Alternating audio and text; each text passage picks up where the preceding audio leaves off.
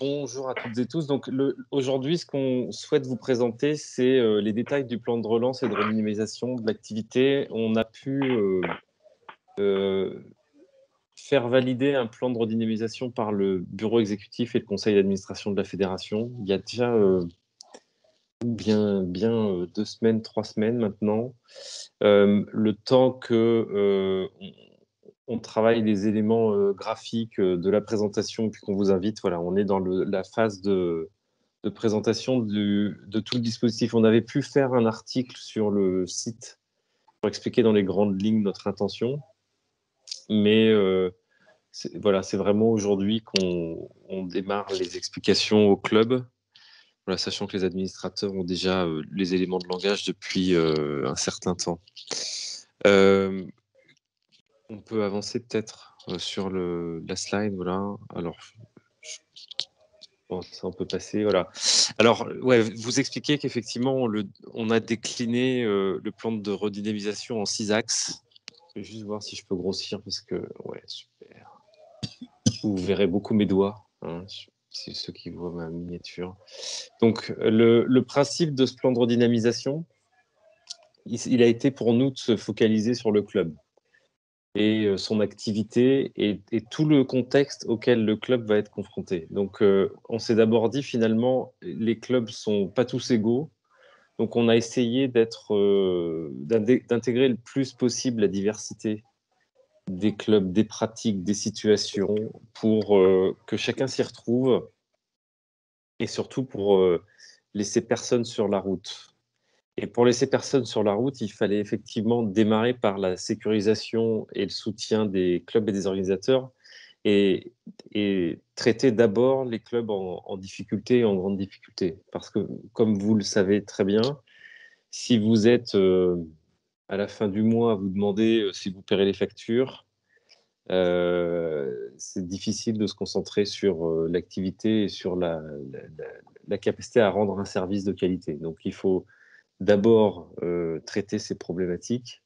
Et là, on parle principalement de problématiques de trésorerie et des problématiques financières. Donc, c'est le premier axe. Sur le premier axe, vous verrez, on essaye de chiffrer à chaque fois, d'être assez factuel dans ce qu'on propose. Et on a parlé d'un...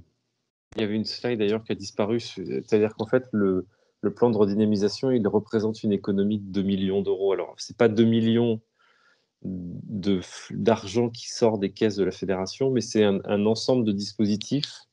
Aujourd'hui, on articule dans un dispositif cohérent en ajoutant des financements qui viennent de plusieurs dimensions et l'ensemble fait 2 millions.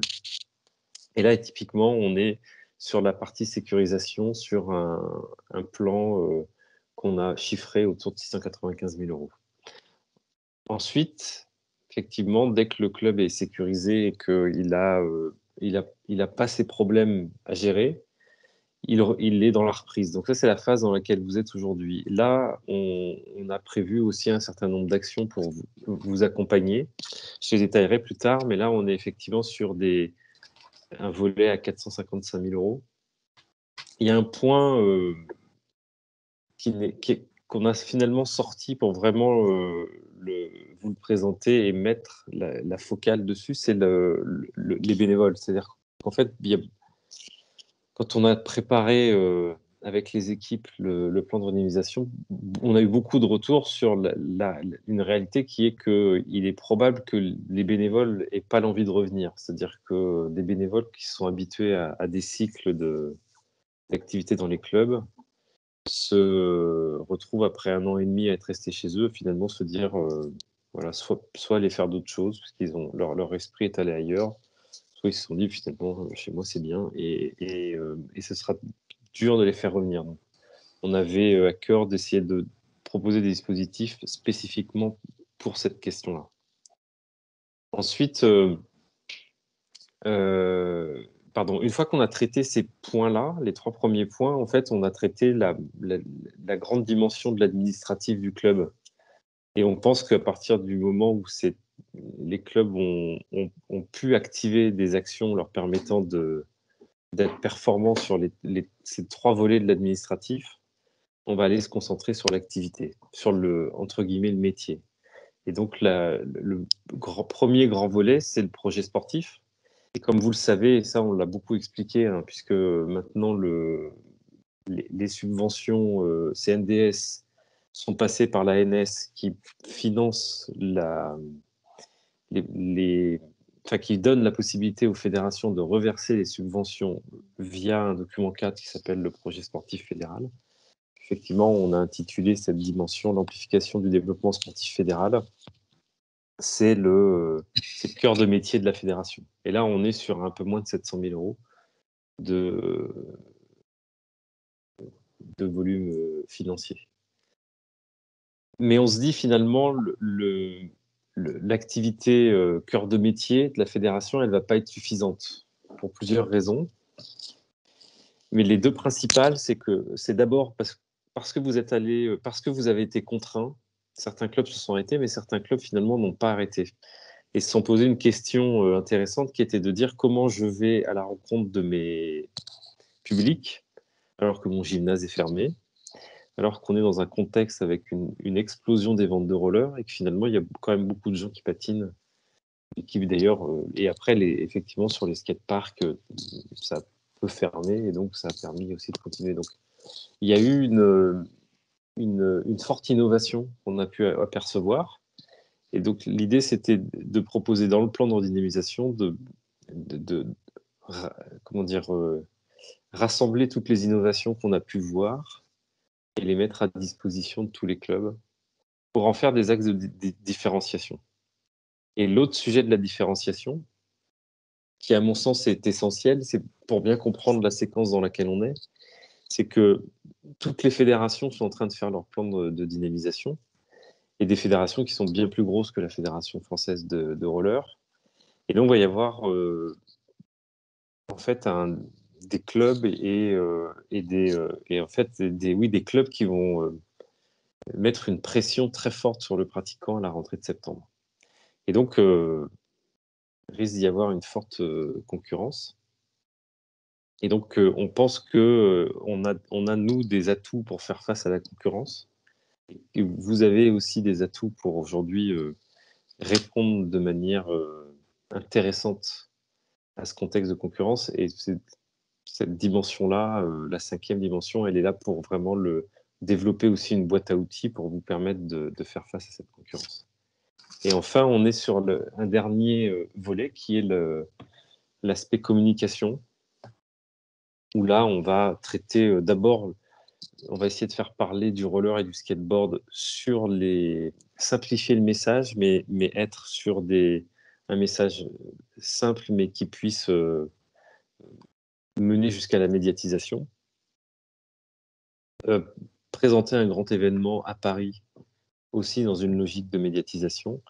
Et puis pour les clubs, remettre en place une labellisation parce qu'on pense que c'est un bon moyen de faire parler des clubs.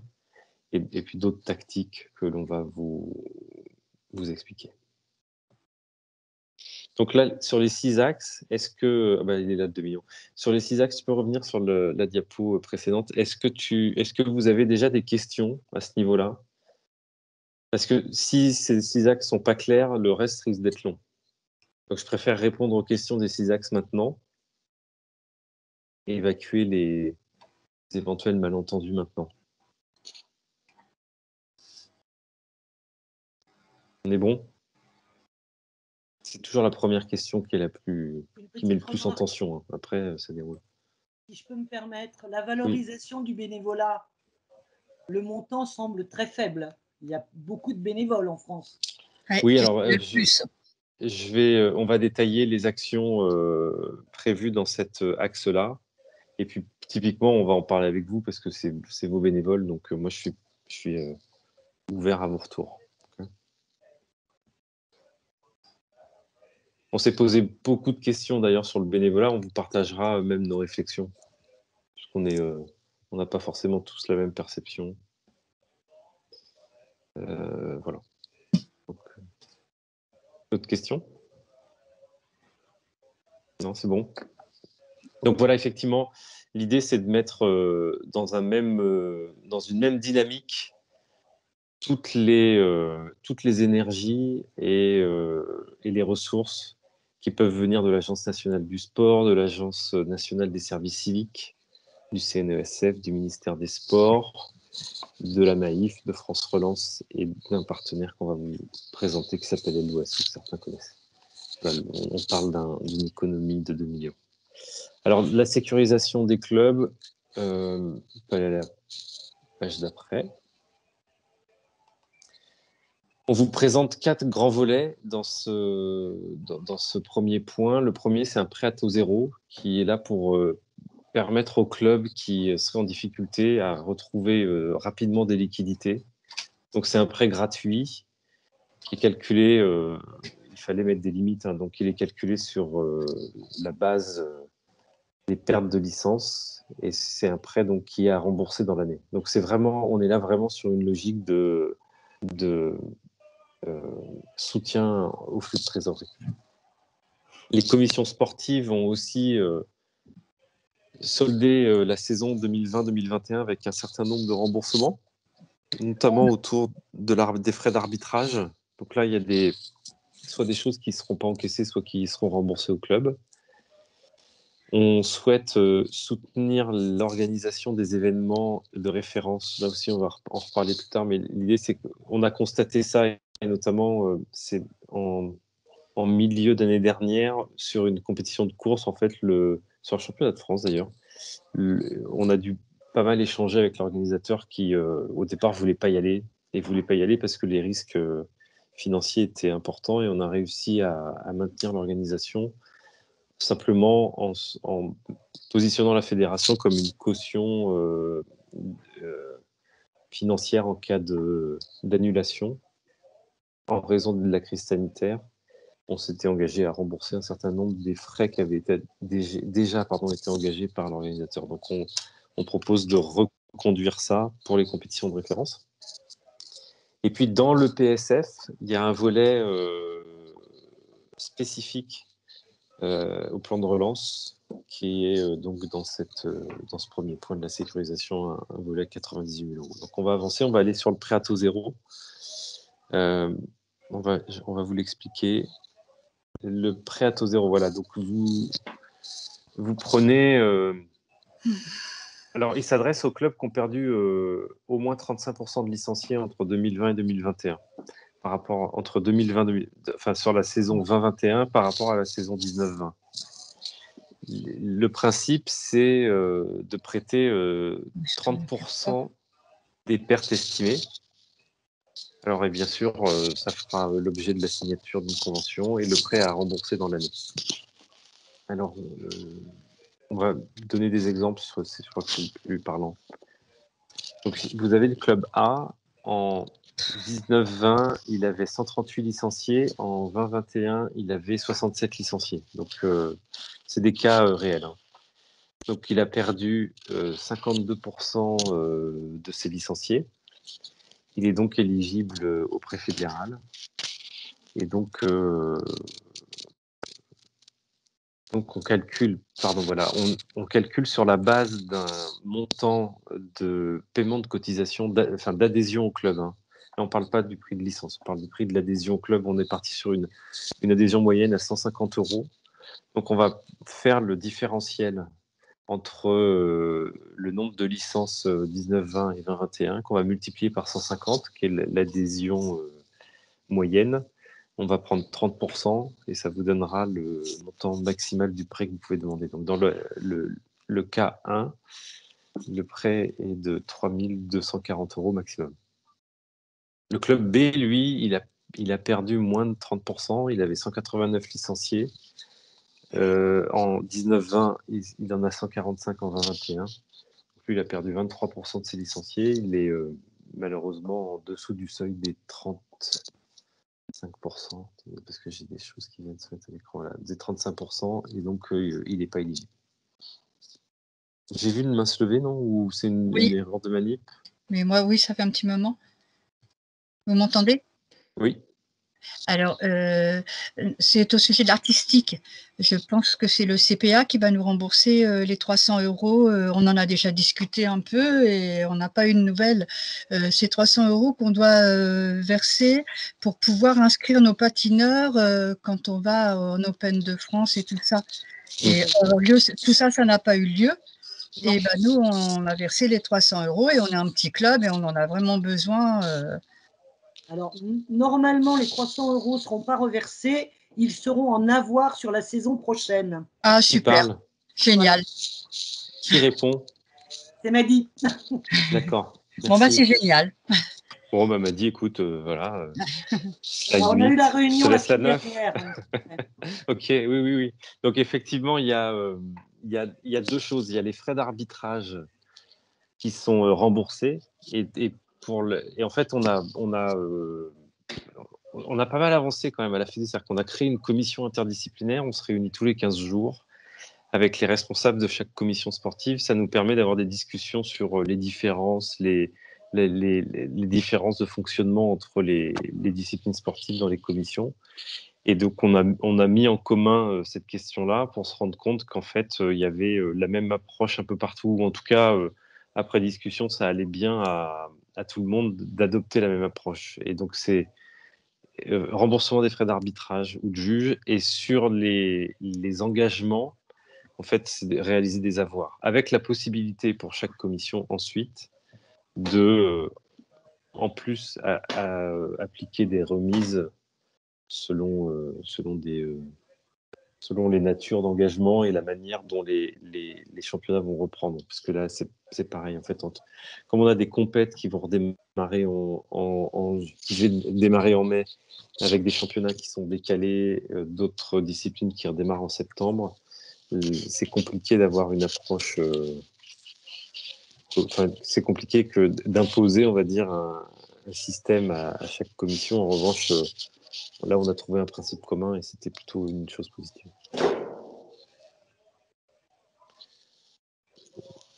Il y a une autre question. Okay. Jean-Jacques Corlet.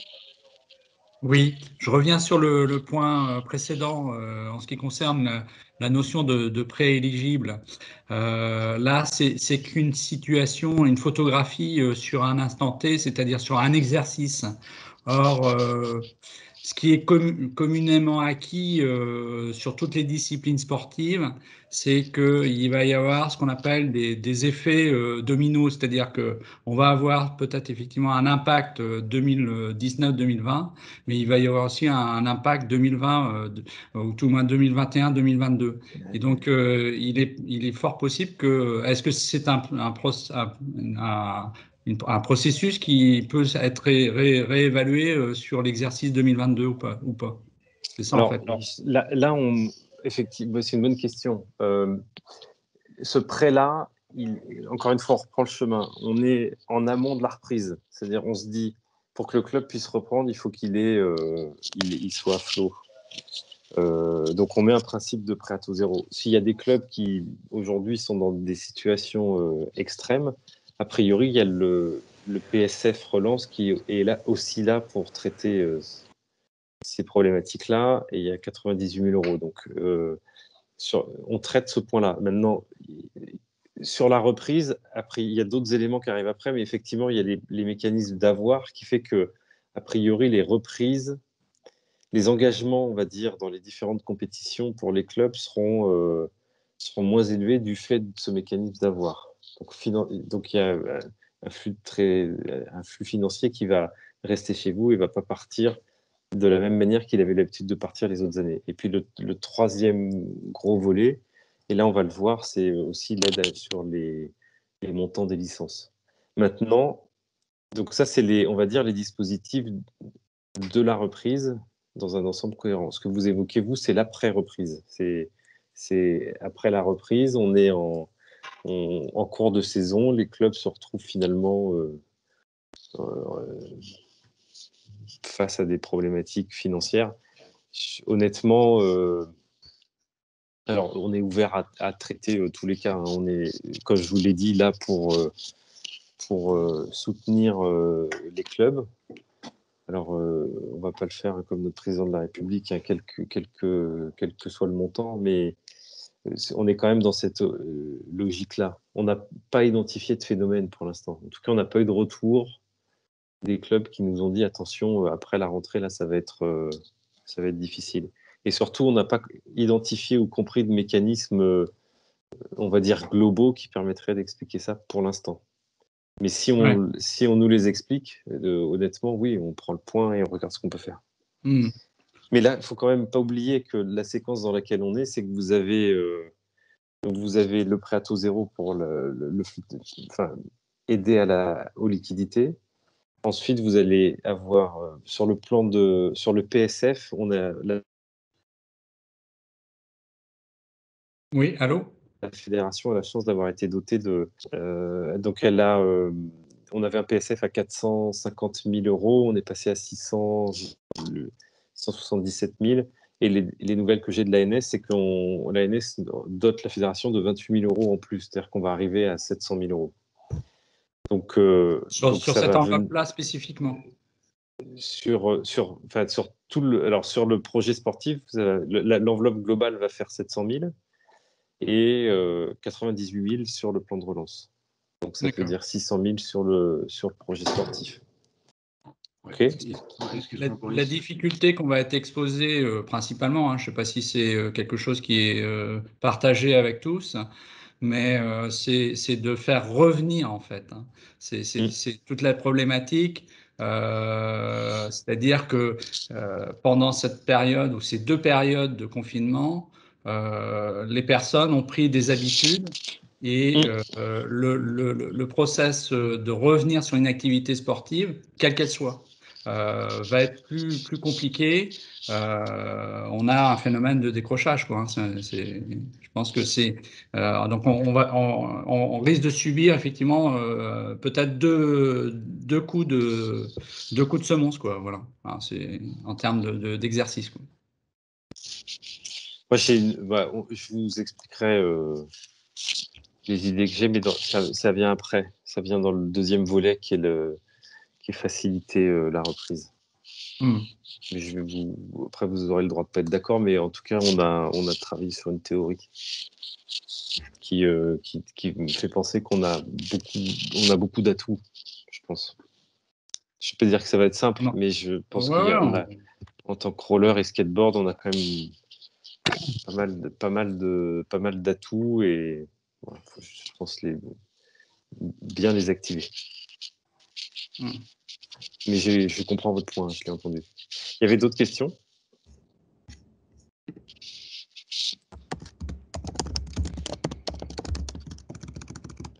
Attendez, ce que je vois, voilà, c'est... Il n'y avait pas d'autres mains levées. Alors, si je dis Thierry, excuse-moi, on va avoir plus de 28, ouais. Tu n'as peut-être pas l'info encore, mais... Ah, tu as une info, alors tu as une info que j'ai pas. Ok. Ouais, voilà. Je pense qu'ils sont déjà inclus, en fait, Ah bon. en fait, sur les 654 de cette année. C'est ce qu'on m'a dit. Ça marche, merci. Alors, ensuite, donc je veux bien que vous passiez à la slide d'après, voilà. Alors, soutien aux organisateurs d'événements de référence, là on en a, je vous ai un peu expliqué tout à l'heure, mais le principe c'est de se dire quand un organisateur de référence souhaite organiser en période de crise sanitaire, c'est une prise de risque parce qu'il prend le risque au dernier instant ce soit annulé. Je parle en connaissance de cause. En 2019, en 2020, je suis responsable de la commission roller hockey. On monte Carpentier 2020 et on apprend la veille au soir, le préfet valide le vendredi soir, hein, à 23h, le préfet valide la tenue et je crois que le lendemain matin, en fait, on nous annonce qu'on sera confiné le lundi et en fait, à ce moment-là, la ville de Paris annule tous les événements. Perte sèche de 10 000 €. Donc, on comprend bien ces phénomènes et effectivement, c'est pour l'organisateur, c'est quand même intéressant. Alors, c'est d'abord très difficile d'assurer via une société d'assurance classique ce type de risque. Et donc là, l'idée, c'est de positionner la fédération comme un assureur et de venir négocier en amont de l'organisation, encore une fois, une convention et de dire si et d'apporter un service à un organisateur de subvention, mais de subvention si un problème survenait lié à la crise sanitaire dans le cadre de l'organisation. Et on irait, le maximum qu'on se fixe par projet, c'est 20 000 euros. OK. Slide suivant. Alors, le plan de relance, là, on parlait des 98 000 euros, donc qui est fléché spécifiquement sur les clubs qui rencontrent de très grandes difficultés financières, sur des clubs qui vont mettre en place des protocoles sanitaires et des clubs qui mènent des actions en faveur de la reprise d'activités sportives. Donc là, on est dans ce grand point, sécuriser l'activité du club. On va rentrer maintenant dans le deuxième point de notre feuille de route, qui est faciliter la reprise d'activité. Voilà. Et là, on a plusieurs dimensions. La première, c'est effectivement, on en a parlé tout à l'heure. Non, pardon. Ce premier point, il est essentiel. C'est que on part du principe que la saison 2021, elle s'arrête au 18 mai 2021 et que la saison 21-22, on va dire virtuellement, mais dans l'esprit, c'est ça l'idée. C'est qu'on démarre notre saison 21-22 le 19 mai 2021. C'est-à-dire le jour où les gymnases ont ouvert et où les kids ont pu aller reprendre leur activité dans les gymnases. Et donc, pour faire ça, on rend la prise de licence dès le 19 mai, on rend la licence valide jusqu'au 31 août 2022. Donc ça, c'est un point important dans la manière que vous pouvez, la manière que vous avez, en tout cas l'outil qu'on vous offre pour relancer, c'est de se dire licencier maintenant, la licence elle court jusqu'à la fin de la saison prochaine. Posez plus la question de la date charnière de septembre, avant, après, etc. On retire ce risque-là. Donc, foncez. Voilà. Allez à la rencontre des gens qui ont acheté des rollers, qui sont dans la rue, en plus il fait beau en ce moment. Allez à la rencontre des licenciés actuels en leur disant, reviens l'année prochaine, on prépare les choses maintenant. Et finalement, démarrez votre saison maintenant. Plus vous préparez en amont, moins vous serez en tension en septembre quand finalement la concurrence va batailler pour récupérer les adhérents. Le deuxième point, c'est qu'effectivement, pour vous inciter à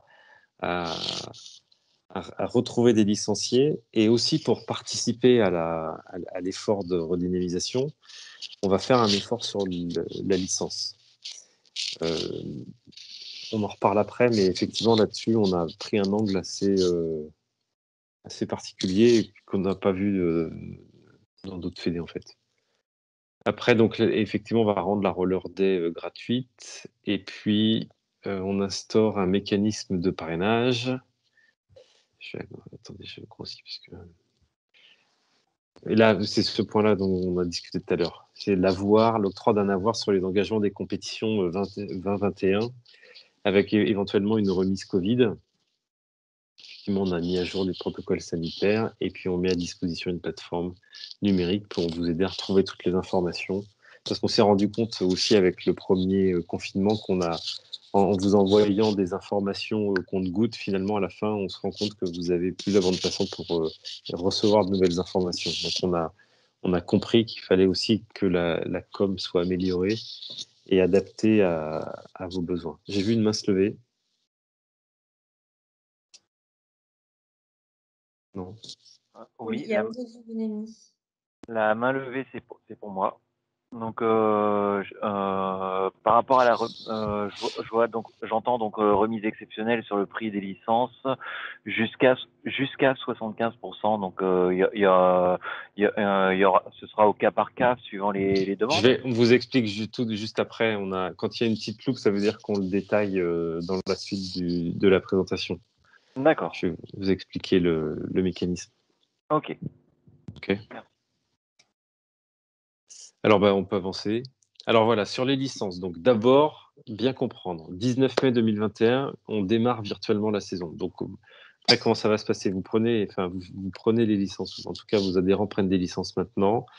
On va les faire courir jusqu'au 31 août. Et au 1er septembre, informatiquement, on va juste faire tourner un petit programme qui viendra mettre à jour la date de fin de la licence sans que personne s'en rende compte. Hein, donc, c'est ça le principe. Ensuite, attends, tu peux revenir sur la slide d'avant Oui, ensuite, rappelez-vous ce que je vous ai dit au début. On s'est focalisé sur le club. Sur la licence, on s'est posé des questions, des remises, et on s'est dit, mais en fait, si on applique, à qui on adresse l'aide, en gros. Il faut savoir une chose, c'est que la licence, la cotisation de licence, d'abord, c'est le marqueur au projet associatif. C'est-à-dire qu'à la fédération, on considère qu'une personne licenciée, elle adhère au projet de la fédération. Et donc c'est pas un acte de consommation, c'est un acte d'engagement. Donc c'est difficile. Alors déjà, c'est difficile de jouer avec la licence en tant que comment dire, objet marketing qu'on va triturer, on va faire des remises, parce qu'en fait c'est quand même la fonction de la licence, c'est quand même d'être un marqueur de l'engagement. Ensuite, on a beaucoup entendu d'adhérents nous dire faites des remises, mettez la licence gratuite, etc. Ça, c'est un vrai sujet. Et la licence, c'est le premier revenu de la Fédé. Et la subvention, de plus en plus, elle impose des fléchages de dépenses, alors que finalement, la licence, c'est un fonds propre qui permet à la fédération de faire, de mettre en œuvre son projet. Et donc, moins on a de fonds propres, moins on fait de choses. Et c'est là où on s'est posé la question, c'est-à-dire qu'on pourrait effectivement se dire, bah, tiens, on va offrir la licence, mais si on offre la licence, ça veut dire qu'on fait rien d'autre. On offre la licence, et après on regarde les gens faire, parce que de toute façon, on n'a plus l'argent pour faire. Donc on s'est dit, attention, en tant qu'organe tête de réseau, on a quand même, la fédération, elle a quand même besoin de fonds propres pour fonctionner et pour développer et dérouler son projet. Maintenant, on comprend aussi qu'il y a une demande des clubs. Et après, on s'est posé la question du licencié. Et après, on s'est dit, mais si on fait 25, 30, 40, 50% sur la licence au licencié, qu'est-ce qu'on va lui dire? On vous a fait une remise de 5 euros, de 6 euros. Et on s'est dit, au fond, l'impact, le geste, alors oui, peut-être que le geste est beau, mais l'impact pour le licencié, il est pas énorme psychologiquement. Sachant que quand il paye une cotisation en moyenne 150 euros, on va lui dire qu'il va voir les 5 euros de remise sur sa licence, il va comprendre la part de la licence dans sa cotisation et on tend peut-être le bâton pour se faire battre puisqu'on ouvre un argument qui est de dire ensuite que le club fait pour moi. Et finalement, ce qu'on a aussi compris, c'est que finalement, le club allait faire des efforts sur les adhésions, donc sur les 150 euros. Et donc, on a voulu s'inscrire dans cet effort-là en disant au club, écoutez, on vous propose une sorte de deal. Et là, on peut aller sur la slide d'après. Sur des efforts financiers qui n'ont jamais été faits sur la licence depuis que je suis à la fédération, en tout cas. Et c'est de dire que dès lors que le club dépasse un seuil de montant de licence, on applique des remises qui, pour le coup, qui sont conséquentes. Et on applique des remises au club, c'est-à-dire qu'on va proposer au club de rembourser justement les quotes-parts de la licence. Donc, si je prends le cas 1, vous voyez que vous avez un club qui a licencié en 2019-2020, pas licencié en 2020-2021. Ce club-là, ce qu'on lui propose, c'est qu'en 21-22, dès lors qu'il atteint le seuil, dès lors qu'il atteint le montant de licence de 2019, sur le montant des licences au-delà de ce seuil, on applique une remise de 50%. Donc, on applique une remise, c'est le club paiera les licences et verra un flux de remboursement à hauteur de 50% sur par-là des licences. Dans le deuxième cas, vous avez un club qui a perdu des licenciés. Alors, je sais pas, sur 850 clubs, vous avez plus de 650 clubs qui sont dans le cas numéro 2. Là, ce qu'on propose, c'est que le club, il vienne donc dès lors qu'il atteint le seuil de 2020-2021, on va appliquer 50% de remise jusqu'au moment où il va arriver au seuil de 2019-2020. Et s'il dépasse le seuil de 2019-2020, on appliquera 75% de remise sur la licence. Alors, hors reversement ligue et hors part assurantielle, bien sûr. Le K3, c'est un club qui avait pas de licenciés en 19-20, qui a eu des licenciés en 20-21. Lui, on lui fait 75% dès lors qu'il dépasse le seuil de la saison précédente. Et puis, vous avez compris maintenant sur le même principe que le cas numéro 2, le cas numéro 4, c'est le club qui a gagné des licenciés. Donc lui, on regardera d'abord le seuil de 2019-2020. Dès qu'il est atteint, on applique 50%. Et dès qu'il atteint le seuil de 2021, on applique 75%. Avec des remboursements qu'on fera sur des versements tous les 2 mois en fonction des prises de licence. Donc la licence, je rappelle, avant d'aller dans les exemples, Yannick, premier rappel, la licence que vous prenez maintenant, elle vaut jusqu'à 2022. Fin août 2022. Et ensuite, sur les prises de licence que vous allez réaliser, dès lors que vous atteignez des seuils qui correspondent à la structure de votre club, on appliquera des remises. Et là, on va aller voir les exemples. Qu'est-ce que ça représente? Ça représente, on prend le club A, donc il avait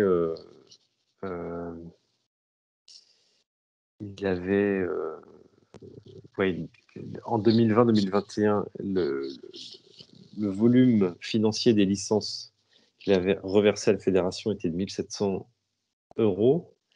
Et en fait, il avait reversé en 2019-2020 3 850 €. Ça fait que le différentiel et la part bleue, c'est 2 150 €. On applique 50%. Donc, ça représente 1 075 € de remise que la fédération va reverser au club. Et c'est finalement 28% de remise sur le global. Effectivement, ensuite, s'il dépasse le seuil de 2019-2020, il y aura une remise de 75%. Pour le club B, qui a gagné des licenciés entre 19-20 et 20-21, si on applique la même logique, on voit qu'il arrive sur une remise globale de 23% sur ses prises de licence. Mais encore une fois, on ne s'adresse pas aux licenciés, on s'adresse au club. C'est-à-dire qu'on propose de rétrocéder un volume significatif sur la part financière que le club reverse à la fédération dans le cadre de la prise des licences. J'ai vu des mains se lever. Oui, pour la prise de licence, vous dites qu'on peut prendre dès maintenant, mais si un licencié souhaite se relicencier en septembre, est-ce que c'est valable ou c'est valable que pour les nouveaux? Oui, c'est valable. Alors, quand vous dites c'est valable, vous parlez de quoi? C'est-à-dire, est-ce qu'ils ont le droit? Est-ce que ceux qui sont déjà licenciés et qui veulent refaire l'année prochaine rentrent dans le cadre qu'on peut les inscrire maintenant? Oui, oui. Sachant que leur licence, elle est déjà valable jusqu'au 31 août normalement. Exactement. Mais c'est là où, avec ça, vous pouvez dire aux licenciés, reprends ta licence maintenant, parce que tu vas nous aider. D'accord, ok. Ok. Et en faisant ça, vous voyez, c'est-à-dire que finalement, le licencié, ça va lui coûter 36 €. Vous, si vous arrivez à un certain seuil, vous allez pouvoir engranger des choses qui vous permettront d'avoir un remboursement par la fédération. Ça, c'est le premier point. Donc, si vous lui dites reprends ta licence maintenant, ce qui est génial, c'est que vous avez la licence maintenant. Donc, quand la concurrence arrive, vous avez déjà fait votre travail, vous avez relicencié les gens. C'est-à-dire que moi, en fait, ce que j'ai envie de vous dire aujourd'hui, c'est essayez, tous les licenciés que vous avez dans vos clubs en 2021, essayez rapidement de leur demander, après, voyez chacun, mais nous, la Fédé, ce qu'on dit, c'est en fait, prendre sa licence, ça devient un acte citoyen et ça devient un acte qui va à terme aider le club. Parce qu'après, on va arriver, si vous faites ça maintenant, vous engrangez vos licences entre juin, juillet, août, souvent on s'arrête, mais il y a certains clubs qui continuent en août. Et en septembre, quand le foot, le hand, le basket, le volley, ils s'y mettent de manière très virulente parce qu'ils ont des budgets qu'on n'a pas, finalement, vous, les personnes que vous allez aller chercher, ce sera du bonus, du plus, par rapport à ce que vous aurez pu faire en juin. D'accord. Et c'est là où finalement ce système-là va vous permettre de récupérer un peu et de bénéficier de l'aide de cette aide de la Donc, fédération. c'est valable pour renouvellement ou pour des nouveaux licenciés. Exactement. Voilà, merci. Il y avait d'autres mains levées? Il y a Jean-Jacques Corlet.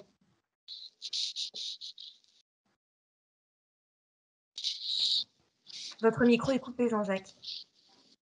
Excusez-moi.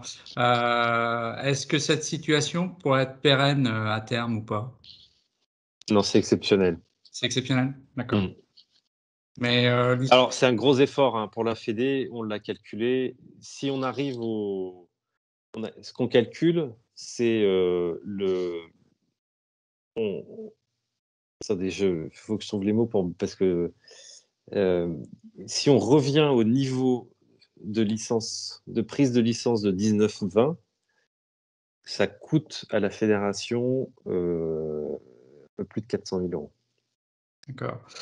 Mais donc 20 et l'effort quelques financier, c'est 400 000 euros en termes d'enveloppe. Oui. Mais 400 000 euros, si on revient à 19-20, si on va au-delà, effectivement, il y a une perte de. L'idée, c'est pour la Fédé, c'est qu'effectivement, encore une fois, je vous ai dit, moi, un de mes tafs, entre guillemets, c'est quand même de vous présenter un budget, de présenter un budget aux grands électeurs et qu'il soit approuvé. Si je ne suis pas capable de mettre un minimum de ressources ou de produits dans mon budget, c'est compliqué quand même. Donc, en faisant ça, j'ai quand même la possibilité de dire repartir sur le volume, on va dire sur le volume de prise de licence de 20-21, pardon. Je pense qu'on peut être sur que cette hypothèse basse-là n'est pas risquée. Et donc, je peux présenter un budget qui part sur cette hypothèse basse-là. Et finalement, effectivement, décider que si on dépasse ce qu'on a réalisé en 20-21, on laisse partir une partie des recettes dans un deal gagnant-gagnant. Et plus on fait de prise de licence, effectivement, plus la fédération va laisser le chiffre d'affaires. Mais ça veut dire que si elle veut faire des actions, il va falloir qu'elle aille se financer par ailleurs. D'accord. Mais là, donc effectivement, le cycle proposé, c'est un 15-12e en fait. Hein. C'est 3 mois, 3 mois gratuits, si j'ai bien compris, hein, sur la mécanique. Bon, c'est quelque chose qui effectivement parfois dans d'autres modèles économiques sont mis en place. Ces histoires de mois gratuits. Est-ce que c'est quelque chose qui peut éventuellement s'imaginer ou pas du tout? Est-ce que c'est quelque chose d'envisageable? Faire des plans de campagne, en démarrant en fait en juin la rentrée des licences. Parce que ça, c'est une idée qui est intéressante, je veux dire, sur le principe, c'est-à-dire anticiper les voisins, quoi. Voilà. Oui, c'est ça. Alors, écoutez, il y a un autre principe que je suis en train d'amener à la Fédé, les collaborateurs de la Fédé pour vous en parler, parce que qu'un jour ils se moqueront de moi, mais c'est l'agilité, c'est-à-dire qu'en fait, aujourd'hui, on invente des choses pour maintenant, on va les évaluer, on évaluera le contexte de juin 2022 un peu avant, mais on se projette pas trop en fait. On essaye d'identifier les problèmes du moment et d'apporter la meilleure réponse et les meilleures solutions pour le problème du moment. Voilà. Et je sais pas où on sera. Vous savez, si en septembre on se reprend un confinement La saison elle est différente de si la stratégie de l'État sur les virus a fonctionné et qu'on peut reprendre avec contact et des protocoles sanitaires adaptés et pouvoir arriver à faire des saisons et à dire qui est champion. Donc c'est ça faut qu'on reste, je pense qu'il faut y aller étape par étape dans la réflexion. Et en tout cas, voilà, là on a, comme vous l'avez dit, trituré un peu les choses et on s'est dit, on est moins gros, mais on peut être malin.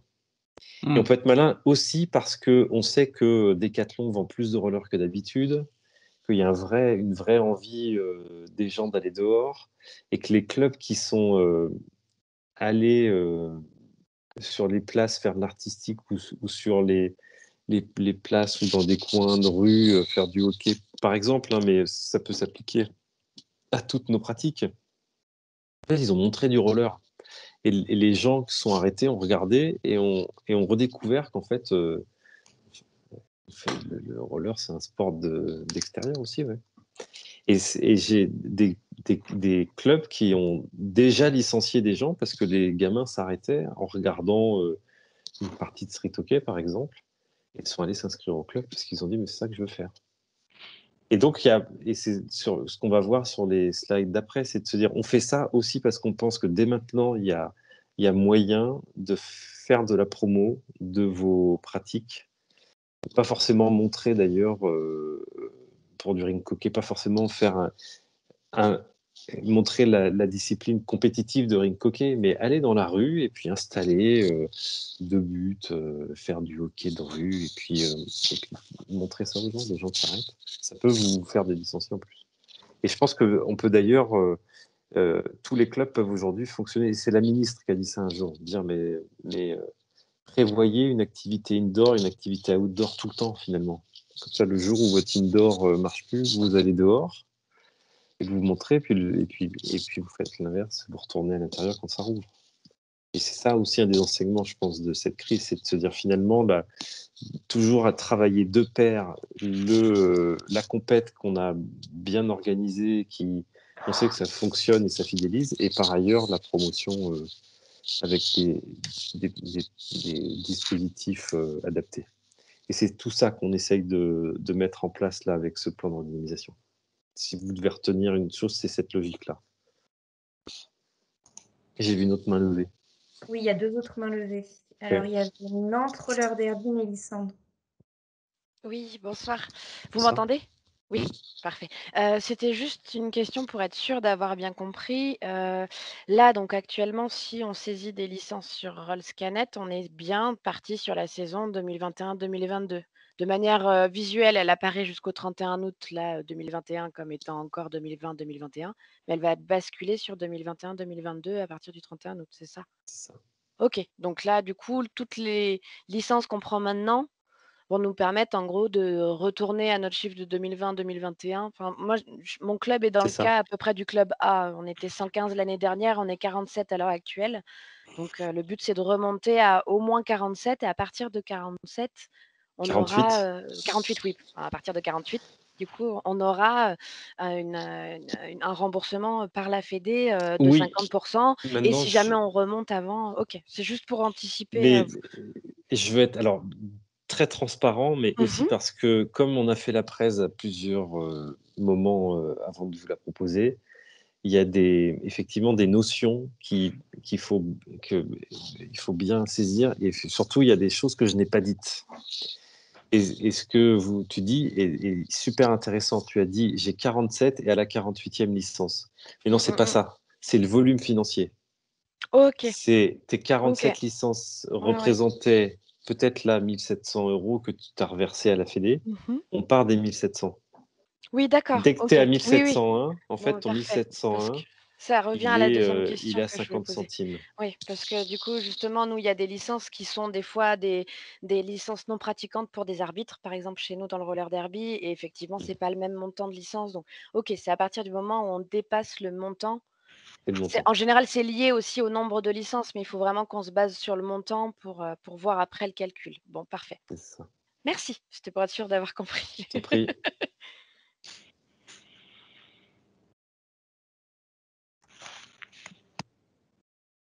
Il y a d'autres mains levées. Moi, je vous laisse Oui, dire. il y a une Encore une fois, je suis sur mon téléphone. Je vois juste une petite main qui fait comme ça et je vois pas la liste. Je sais pas qui est levée, donc je vous Je ne sais pas si laisse c'est me dire. volontaire ou pas. Bon, je ne sais pas. Il n'y a pas de question, non? C'est bon, on continue? Ah si, il y a une personne. Oui, il y a une main levée de Pontier et de Rudy Ravix. Bon, Rudy Ravix de Montpellier. Allez, je me lance. Deux choses. D'abord, effectivement, en extérieur, on a recruté de nouveaux licenciés. On se montre, donc c'est bon. OK. Par contre, franchement, moi, je me vois mal aller en extérieur jouer quand on aura la salle disponible. Il faut aimer, hein. J'ai fait ça pendant 10 ans. J'ai pas envie de recommencer. D'ailleurs, je n'y suis pas allé personnellement. Ça, c'est un avis tout à fait personnel. Mais c'est vrai que si on peut être dehors, on nous voit mieux, bien sûr. Deuxième chose, on parle de pratique en extérieur. Tu as dit il faut se garder une activité en extérieur. Je rappelle que les activités extérieures des sports collectifs de contact étaient interdites. Il fallait le faire sans contact, donc pas vraiment faire du hockey. Alors attention à ce qu'on va proposer. Ouais. Ouais.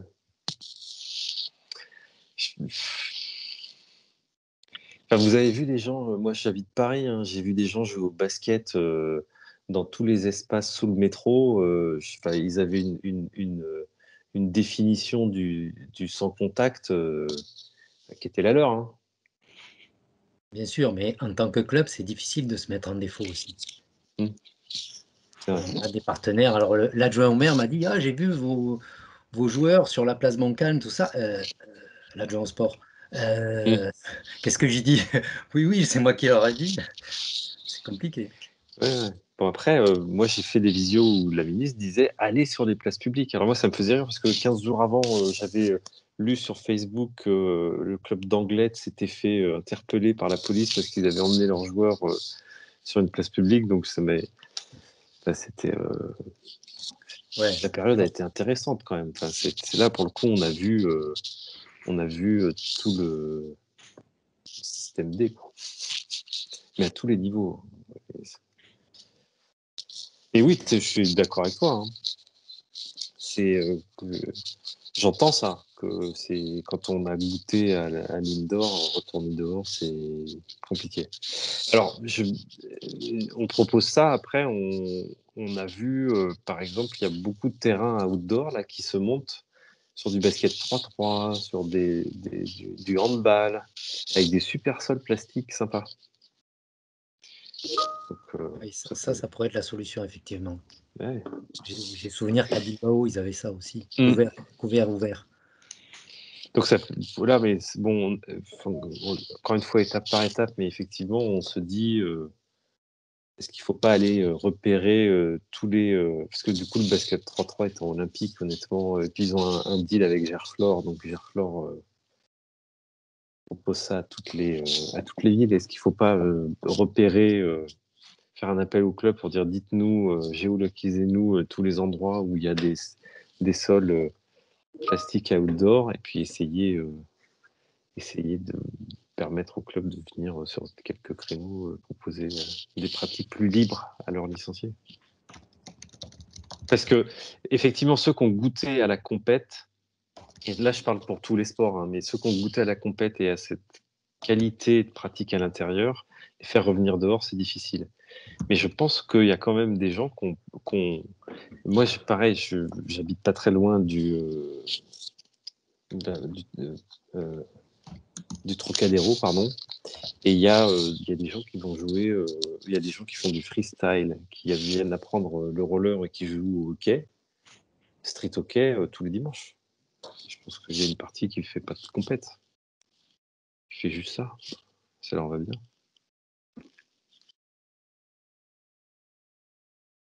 Qu'on apprenne à leur parler, en fait, à ces gens-là. On n'a peut-être pas encore les bons éléments de langage. Autre question, j'ai vu une main se lever. Je vois qu'il y a Ponty qui a relevé la main, mais le micro est coupé. Je ne sais pas. Si on réinscrit des licences maintenant, ou on comprend des nouveaux, pour l'inscription du club, ça va être prélevé quand? Là maintenant, parce que pour nous, petit club, c'est une bonne question. Ça me permet de vous présenter un nouveau dans notre équipe. Il s'appelle Stéphane Castéran. Il vient de nous rejoindre. Est-ce que tu sais répondre à cette question, Stéphane, Parce que les licences, elles vont être prélevées maintenant, mais elles iront jusqu'en 2022. Mais l'inscription du club, elle va être prélevée quand? Non, je pense que les inscriptions, on les fait comme d'habitude, c'est-à-dire Oui. à partir de juin. Mais j'ai un doute. Ouais, Au Stéphane, moment de. Alors, bonsoir déjà à tous. Bonsoir.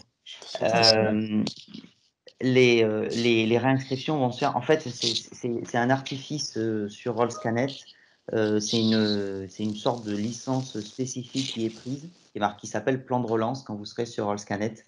Et qui en fait qui est toujours en fait une licence 2020-21, Oui. mais qui a la particularité, comme le disait Boris tout à l'heure, avec un petit mécanisme qu'elle sera reconduite automatiquement. Donc en fait, en termes de réaffiliation du club, c'est comme d'habitude, ça se fera à la saisie des 3 premiers licenciés pour la nouvelle saison. Et à ce moment-là, toutes les licences plan de relance seront réinjectées automatiquement sur la saison suivante. Donc là, il n'y a pas besoin de réinscrire le club tout de suite. Non. Nos licences ne vont pas se mélanger avec les autres, ça va se faire automatiquement. Les nouvelles licences prises là, ça ne va pas se mélanger avec les autres. Absolument. Alors, sur ce plan-là, ça me permet de le dire ou de le rappeler parce que je vous ai rejoint en cours de route, je ne sais pas si ça a été dit. Le contenu, on a beaucoup de choses à se dire. En une soirée, c'était pas suffisant. Cool, oui. Donc, on a séquencé.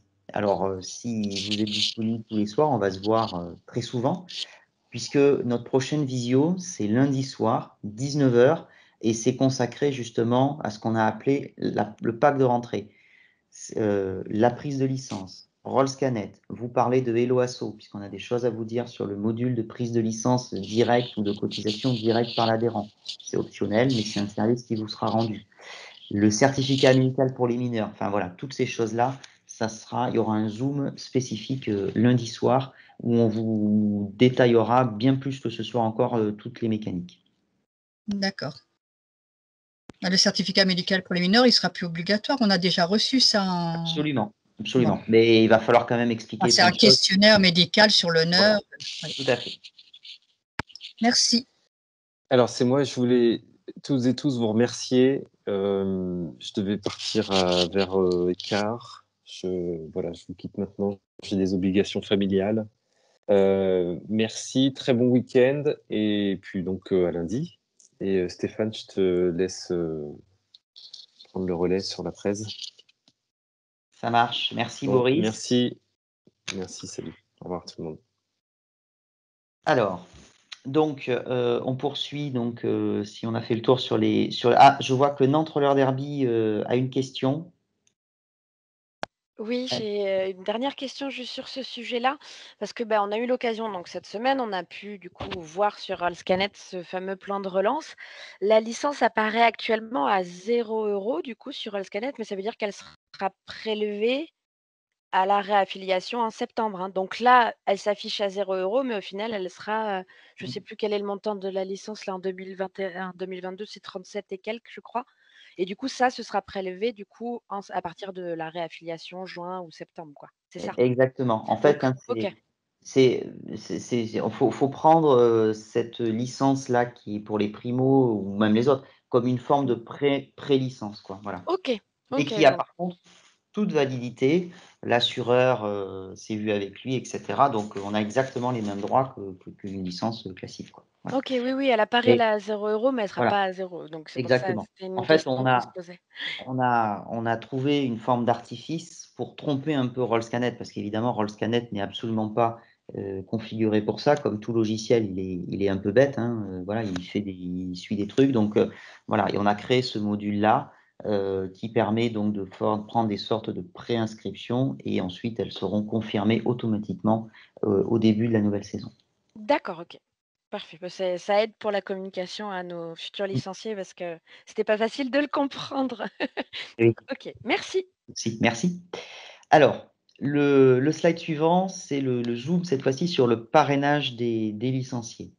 Alors, on part d'un principe, hein, c'est qu'effectivement, le meilleur ambassadeur finalement pour un club et pour la pratique derrière, c'est évidemment celui qui pratique déjà et dit, viens, je m'éclate, j'ai passé une saison, ou alors j'ai commencé à pratiquer, c'est génial, viens me rejoindre, voilà. Et on sait que ça marche bien comme ça.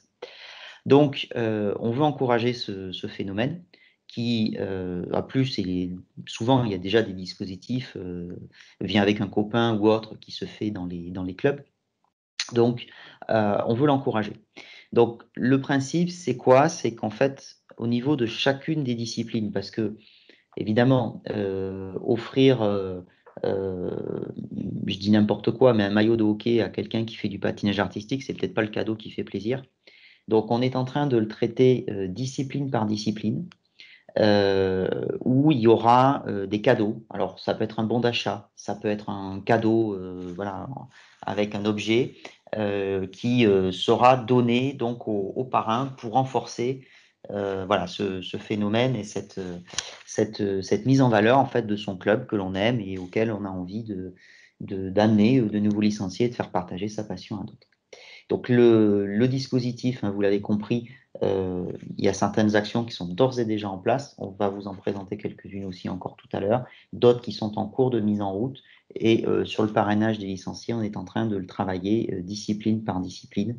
Et on aura l'occasion de vous donner des éléments très rapidement. Et là, ça va aussi marcher évidemment à plein, puisqu'on vise bien évidemment la rentrée de septembre aussi, où ça va bien marcher avec les scolaires. Donc, c'est cet objectif qu'on se fixe. Sur le slide suivant, non, c'est Nantes, c'est juste que vous avez oublié de baisser la main ou il y a une nouvelle question? Non, autant pour moi. Ensuite, le bénévolat. Alors, on a, je ne sais pas si ça a été dit tout à l'heure par Boris en introduction, beaucoup consulté pour établir ce plan de relance, des clubs, un petit groupe qu'on a appelé groupe de parties prenantes, on a consulté des organes déconcentrés, on a eu des visios spécifiques avec les organes déconcentrés. Il y a quelque chose qui ressentait beaucoup, c'est cette appréhension de perdre les bénévoles.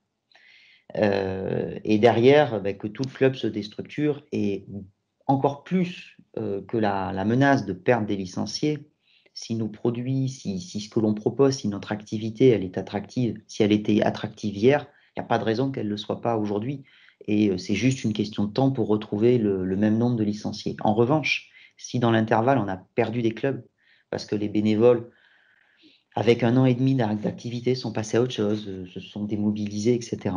Si les clubs ne peuvent plus tourner, là, pour le coup, on va avoir beaucoup plus de difficultés, évidemment, pour retrouver le niveau d'antan. Et notre objectif, c'est même d'essayer de le dépasser.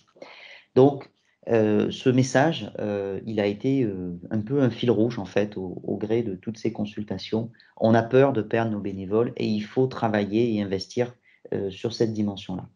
Alors, bien évidemment, ça peut paraître bizarre qu'une fédération se pose la question du bénévolat, parce que le lien bénévolat avec le bénévole, il n'y a pas mieux qu'au sein du club, évidemment, qu'on le crée. Si on est bénévole, c'est parce qu'on se sent bien dans la structure, on a envie de s'y impliquer avec les gens qui nous entourent. Et ça, c'est évidemment ça, le terreau du bénévolat. Il n'empêche qu'on s'est dit, au niveau de la fédération, on a certainement de choses à faire.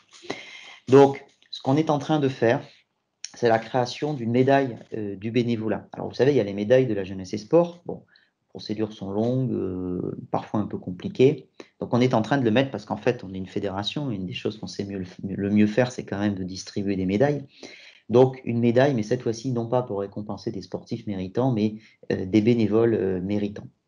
Donc, on va partir sur un système avec 3 niveaux, or, argent et bronze. Jusque-là, il n'y a rien d'original. Certains niveaux seront délivrés par la fédération, d'autres niveaux seront délivrés par les organes déconcentrés qui auront la main là-dessus. On est en train donc de construire le règlement autour de ça. Vous imaginez bien, il y aura une question et une notion de durée d'implication et de bénévolat dans la structure, où on passera d'abord par le stade de bronze, argent et or. Juste pour le démarrage, on est en train de voir comment faire évidemment des bypass, parce que s'il faut, mettons, 10 ans, je dis n'importe quoi, pour avoir la médaille d'or, bon, on met en place un dispositif, mais bon, on n'aura pas beaucoup de médailles d'or pour le moment. Donc, on est en train, évidemment, de prendre en compte ceci avec des systèmes de bypass pour pouvoir délivrer très rapidement aussi des médailles d'or à des gens qui ont une longue implication dans le milieu fédéral. Mais ce système est en train d'être mis en place et on sera en capacité, dans les prochaines semaines, de vous le présenter en détail et de le présenter aussi aux organes déconcentrés, puisque, comme vous l'avez compris, ils auront un rôle à jouer. Deuxième mesure, un centre de ressources pour les bénévoles. Quand on est bénévole, on a des devoirs, on nous rappelle assez souvent, mais on a aussi des droits, on a aussi des outils qui sont à disposition. Et c'est vrai qu'il parfois il manque un lieu ou une structure pour pouvoir centraliser tout ça et pouvoir retrouver tout cela. Au niveau de la VAE, la validation des acquis d'expérience, les droits à décharge, par exemple, le droit à la formation quand on est bénévole, toutes ces choses-là, il y a des dispositifs qui ont été votés par les législateurs, qui sont assez mal connus par bon nombre de bénévoles, donc on va mettre ça en avant aussi, ainsi que d'autres outils voilà, utiles quand on recherche des bénévoles ou quand on est bénévole. Et puis le dernier élément, c'est le programme de formation à distance. C'était quelque chose qui était déjà annoncé dans le projet de développement de l'Olympiade. Donc, ce n'est pas une totale nouveauté, mais qu'on est en train de travailler, de construire par voie de visio, hein, bien sûr. Donc, pour la saison prochaine, en essayant évidemment d'être complémentaire de ce qui peut exister par ailleurs et délivré notamment par les CROSS et les CDOS. Donc, des mesures évidemment qui ne se suffisent pas en elles-mêmes, mais qui viennent en complément aussi de tous les efforts qui sont faits, bien évidemment, au quotidien dans les clubs pour récompenser et valoriser les bénévoles.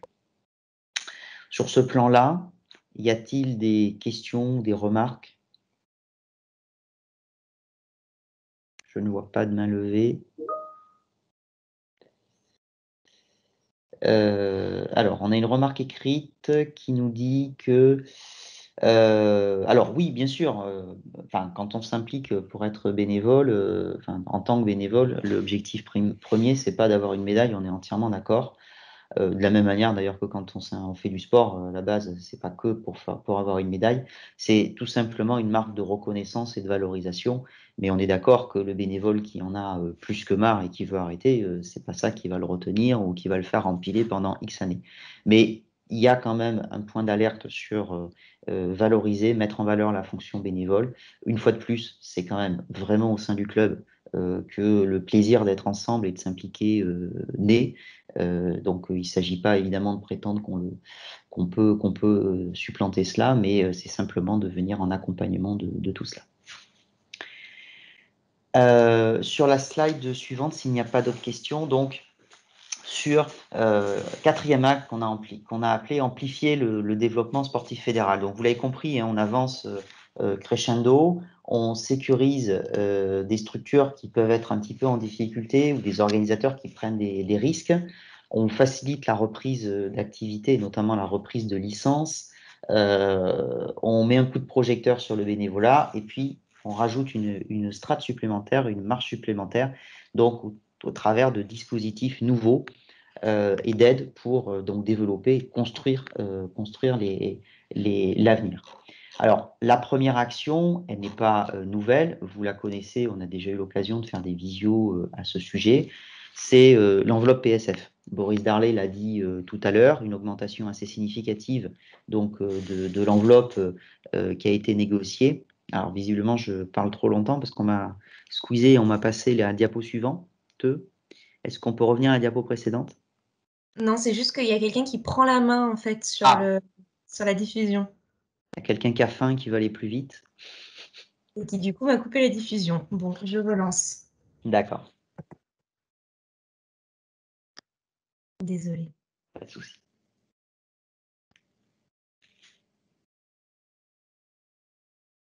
Est-ce que c'est bon? C'est bon, ouais. Donc cette enveloppe PSF avec une campagne qui bat son plein puisque les dossiers ont été déposés, reçus, vous le savez. Donc voilà, un niveau qui a été jamais atteint et qui évidemment va être particulièrement orienté autour de la relance. Deuxième mesure importante, c'est le recrutement et la prise en charge de 30 services civiques qui viendront principalement en soutien des têtes de réseau, des ligues et des comités départementaux. La fédération les prend en charge. On a des aides publiques également à ce sujet qui vont nous aider et qui nous permettront d'être des relais efficaces, et ils seront coordonnés par la fédération. On va avoir l'occasion évidemment de revenir sur ce sujet plus en détail avec les organes déconcentrés.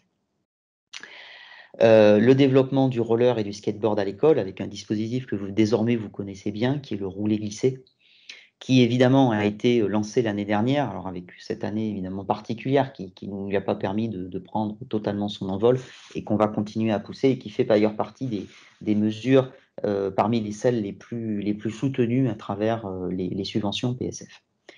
La reconduction de la carte passerelle. Alors la carte passerelle, c'est quoi? C'est une possibilité qui est offerte à des enfants de tester différents sports et différents clubs gratuitement, sans nouvelle prise de licence. Donc c'est en fait l'instauration de séances d'essai, un dispositif qu'on aura également l'occasion de réévoquer lundi. Donc dispositif qui a été lancé lui aussi l'année dernière sous l'égide du Comité national olympique et sportif français, et qui évidemment, avec le confinement, a fait un peu long feu et qui donc sera réactivé. La mise en place d'un passeport par le gouvernement. Alors, vous l'avez peut-être déjà entendu, puisque le gouvernement a commencé à communiquer à ce sujet. Les modalités précises sont en train d'être posées pour les familles dont les enfants qui bénéficient de l'allocation de rentrée scolaire. Donc, vont bénéficier, donc elles recevront directement de la CAF cette information et un courrier, d'un chèque de 50 € pour financer une inscription ou une partie d'une inscription dans une association sportive volontaire. Le principe, on va y revenir également lundi, il y aura un système de tiers payant où les modalités de remboursement du club, puisque concrètement ça veut dire que une licence ou une cotisation de 50 €, c'est gratuit, ou alors il y a juste le solde à payer, et donc le club se fera rembourser. Les modalités sont en train d'être précisées par le gouvernement. Il y a 2 voies aujourd'hui qui sont en cours. Soit on passe à travers les fédérations, c'est-à-dire que vous remontez de manière très régulière, parce qu'il ne s'agit évidemment pas d'être en difficulté de trésorerie, à la fédération, toutes les personnes détenteurs d'un passeport, et la fédération vous verse le complément, ou alors ça se fera directement par les organes déconcentrés de l'État via le site internet Passeport. Voilà. Les deux modèles aujourd'hui enfin les deux options sont posées, et le gouvernement n'a pas encore totalement arrêté son dispositif, donc c'est en train d'être affiné, et ça va être posé dans les prochains jours. Et puis enfin, alors, est-ce que le passeport remplace les bons CAF pour le sport? Non, c'est un dispositif nouveau et qui vient en complément, tout en sachant qu'il y a également d'autres dispositifs, notamment initiés par des collectivités locales, qui peuvent également faire des chèques vie associative ou autres, qui viennent également en complément. Le passeport, par contre, ça va être, et ça c'est important, réservé aux clubs affiliés et à certaines associations qui sont référencées dans les quartiers politiques de la ville. Pas toutes, mais certaines qui sont labellisées. Et sinon, c'est vraiment destiné à soutenir la reprise dans les clubs sportifs et dans le mouvement fédéral. Et puis, alors, quid du passeport pour les inscriptions dès maintenant? Le passeport aujourd'hui n'est pas actif. Donc, pour ces personnes-là, effectivement, qui bénéficient de l'allocation de rentrée scolaire, évidemment, elles ont tout intérêt, il faut être très honnête, à attendre de percevoir les 50 €. On aimerait très honnêtement aussi que le passeport soit d'ores et déjà actif. Ça met du temps à accoucher. C'est pas un dispositif fédéral, c'est un dispositif de l'État qui est en train de se mettre en place. Il n'est pas simple non plus. Donc voilà, pour le coup, il n'est pas encore totalement opérationnel, et il le sera, et il sera actif à la rentrée de septembre. Les roller mix, dispositif que vous connaissez aussi, je l'espère, en tout cas pour le résumer, ce sont des challenges autour d'une pratique sport-co d'opposition, d'une pratique de course, de challenge où on se mesure en vitesse, et une pratique d'expression artistique, où en gros c'est le challenge pour notamment des écoles de patinage qui peut être mené intra-club ou inter-club. Et on invite évidemment les clubs à utiliser ce dispositif-là, notamment à travers des journées portes ouvertes. C'est très malléable, hein. On peut l'utiliser comme challenge interclub, ou un comité départemental ou une ligue peut le proposer, et ça permet de redonner un peu de souffle et des objectifs pour cette fin de saison. Ça peut être donc un support pour un recrutement et une journée porte ouverte. Donc c'est très malléable. Et donc, je vois que Yannick officie sur le chat en vous mettant les liens. Je pense qu'il va dans quelques instants aussi vous renvoyer le lien vers les roller mix, où vous aurez une présentation détaillée de tout cela.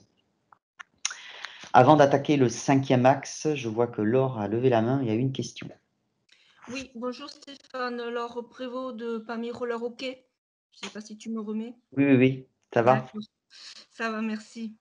Je vais revenir sur la carte passerelle. Donc, nous, on l'avait mis en place effectivement en septembre, mais on n'a eu aucune personne qui se soit présentée avec le dispositif.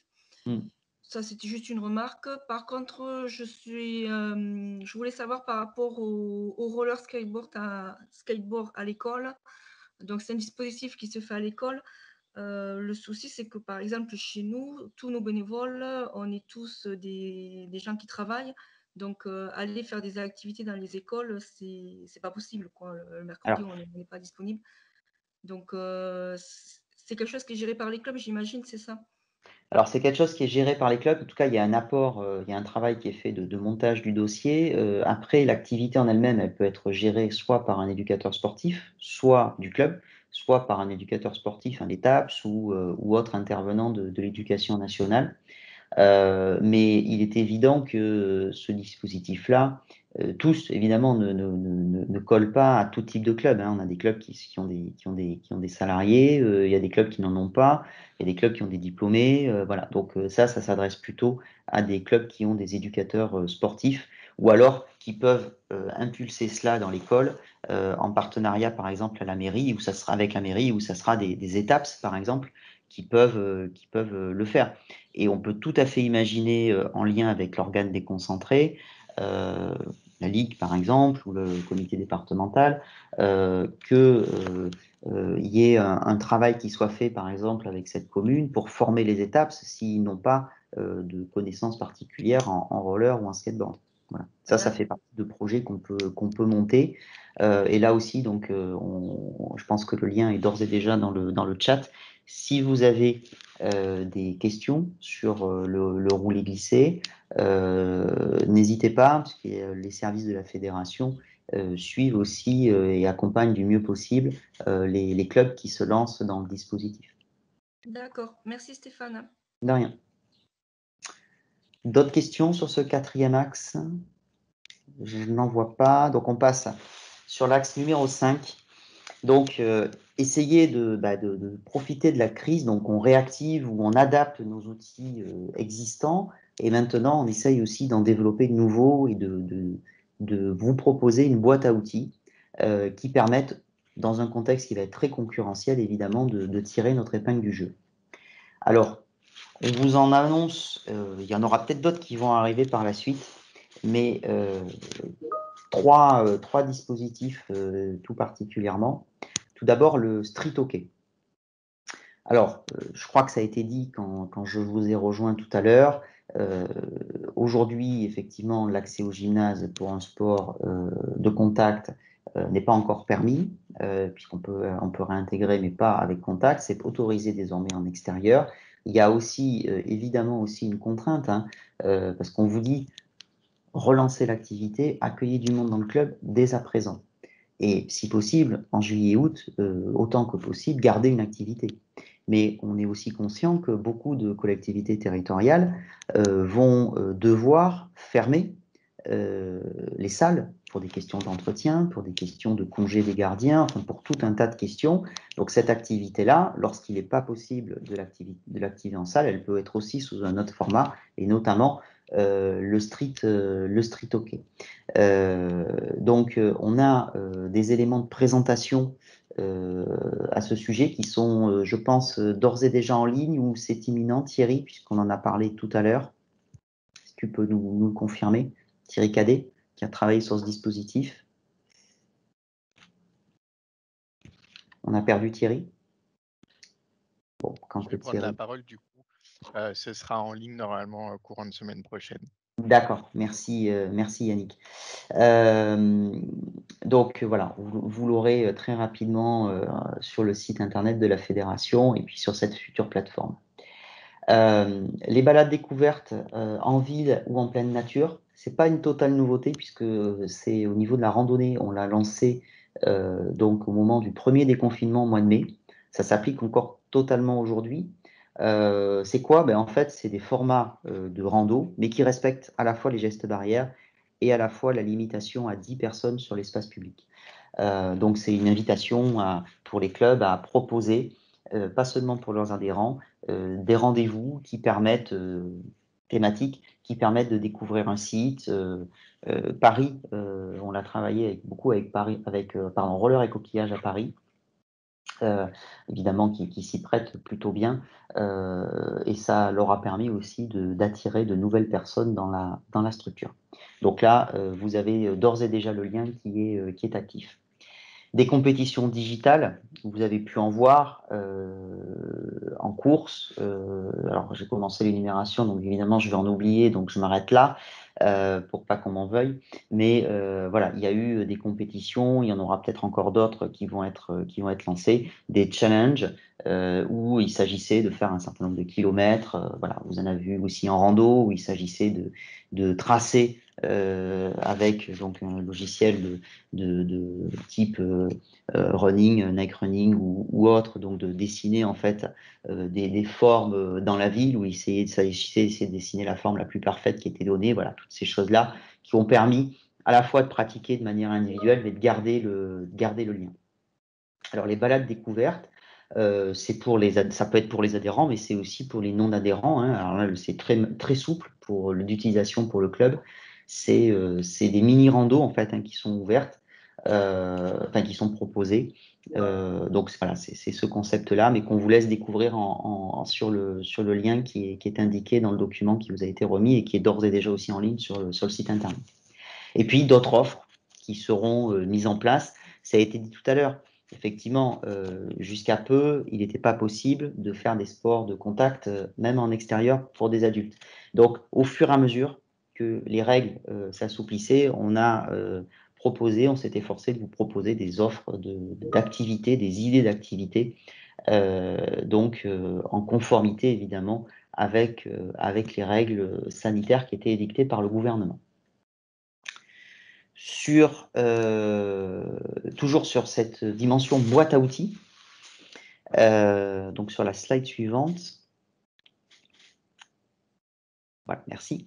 Donc, le partenariat Décathlon, vous le savez, le partenariat Décathlon, on l'a initié l'année dernière avec une logique de gagnant-gagnant. Décathlon connaît, comme d'ailleurs beaucoup de vendeurs et de fabricants, si vous avez besoin d'acheter d'un parc de patins ou de compléter votre parc de patins, faites l'essai, c'est assez difficile de se procurer du matériel en ce moment. Donc l'opération Décathlon, une explosion des ventes, et ils font le constat que beaucoup de gens qui viennent, c'est des débutants, quand on débute un sport, maintenant il y a beaucoup de gens qui ont le réflexe d'aller à Décathlon, puis éventuellement ils se spécialisent et ils prennent du matériel autre par la suite. Mais ils voient qu'il y a beaucoup de gens qui s'essayent, qui se mettent à apprendre tout seuls, prennent pas beaucoup de plaisir parce que c'est difficile tout seul, voire se font mal et abandonnent. Et eux, ce qu'ils veulent, c'est des clients, bien évidemment, qui reviennent. Et nous, ce qu'on veut, c'est des débutants qui viennent dans les clubs. Parce qu'on a des choses à leur offrir et qu'on se dit qu'on a des belles choses à partager ensemble.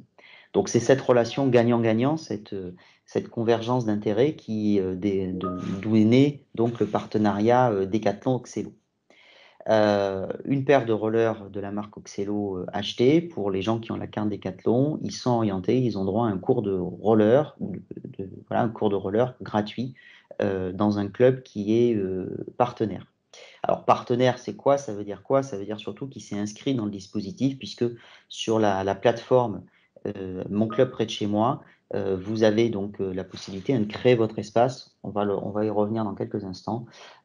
Et c'est important puisque vous pouvez donc vous cocher et vous référencer sur ce dispositif-là. Alors, j'ai dit qu'on y reviendrait, mais je le dis dès à présent. La plateforme Mon Club Près de Chez Moi et la plateforme Bisport. Vous savez, Bisport, c'est un réseau social spécialisé dans le sport.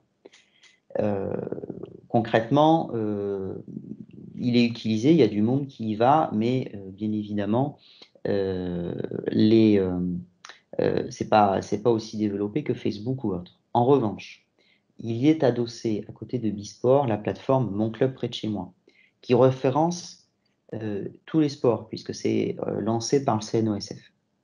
Vous créez votre espace, enfin du moins vous personnalisez votre espace parce qu'il est pré-créé, vous êtes pré-référencé sur la structure, vous personnalisez votre espace, vous y connectez votre compte Facebook, c'est extrêmement simple à faire, vous y connectez votre site internet, ça met à jour ce fil qui ressemble énormément à Facebook sur Bisport et ça incrémente aussi sur la plateforme Mon Club Près de Chez Moi.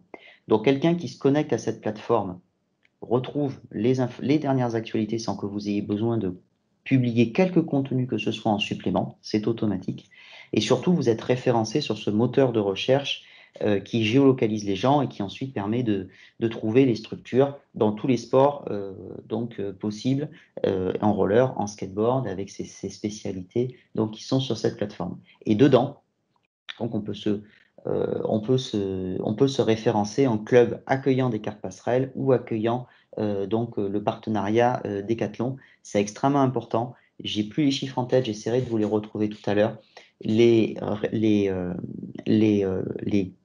connexions sur la plateforme avec les recherches mots sport, mots roller ou mots skateboard, ça représente plusieurs dizaines de milliers de recherches. Donc aujourd'hui, effectivement, en tant que réseau social, c'est peut-être pas forcément le réflexe, mais par contre, les gens se connectent à la plateforme et cherchent des clubs de roller et de skateboard en tapant sur Mon Club Près de Chez Moi. Donc n'hésitez pas, ça prend quelques minutes de prendre possession de cet espace et ça vous permet d'avoir une visibilité qu'on ne soupçonne peut-être pas parce que nous-mêmes on a été surpris de ces chiffres, mais voilà, c'est bien réel. Le lancement de Fit and Roller dès la rentrée. Alors, c'est quoi? C'est en termes de sport santé. On travaille sur 2 dimensions. On a eu l'occasion d'en parler en Assemblée Générale. Dispositif qui a été un peu contrecarré là aussi par la crise sanitaire. Un dispositif sur le sport santé version pure et dure, plutôt orienté vers les troubles du comportement des adolescents. On est en train de travailler avec une clinique et une équipe médicale qui est placée sous la coordination d'un professeur qui fait un peu référence dans ce domaine, qui s'appelle professeur Pomereau, qui a été un des précurseurs dans la psychologie ou la psychiatrie de l'adolescent, les troubles du comportement, l'anorexie, etc. Donc on est en train de travailler sur un protocole avec leurs équipes médicales pour les accompagner. Donc, et en fait, l'activité roller et skateboard fait partie de ce protocole. J'en dis pas plus parce que c'est pas le sujet, je suis trop bavard, mais on aura l'occasion d'y revenir très rapidement. Et adossé à ça, on a la deuxième dimension du sport santé qui est plutôt le bien-être. Et on est en train de travailler, là aussi en l'expérimentant, autour d'une offre Fit and Roller. Si je devais résumer, il ne s'agit pas d'être en forme pour faire du roller ou du skateboard, mais il s'agit de faire du roller ou du skateboard pour être en forme. On inverse la logique et la pratique sportive est au service du bien-être et de l'entretien.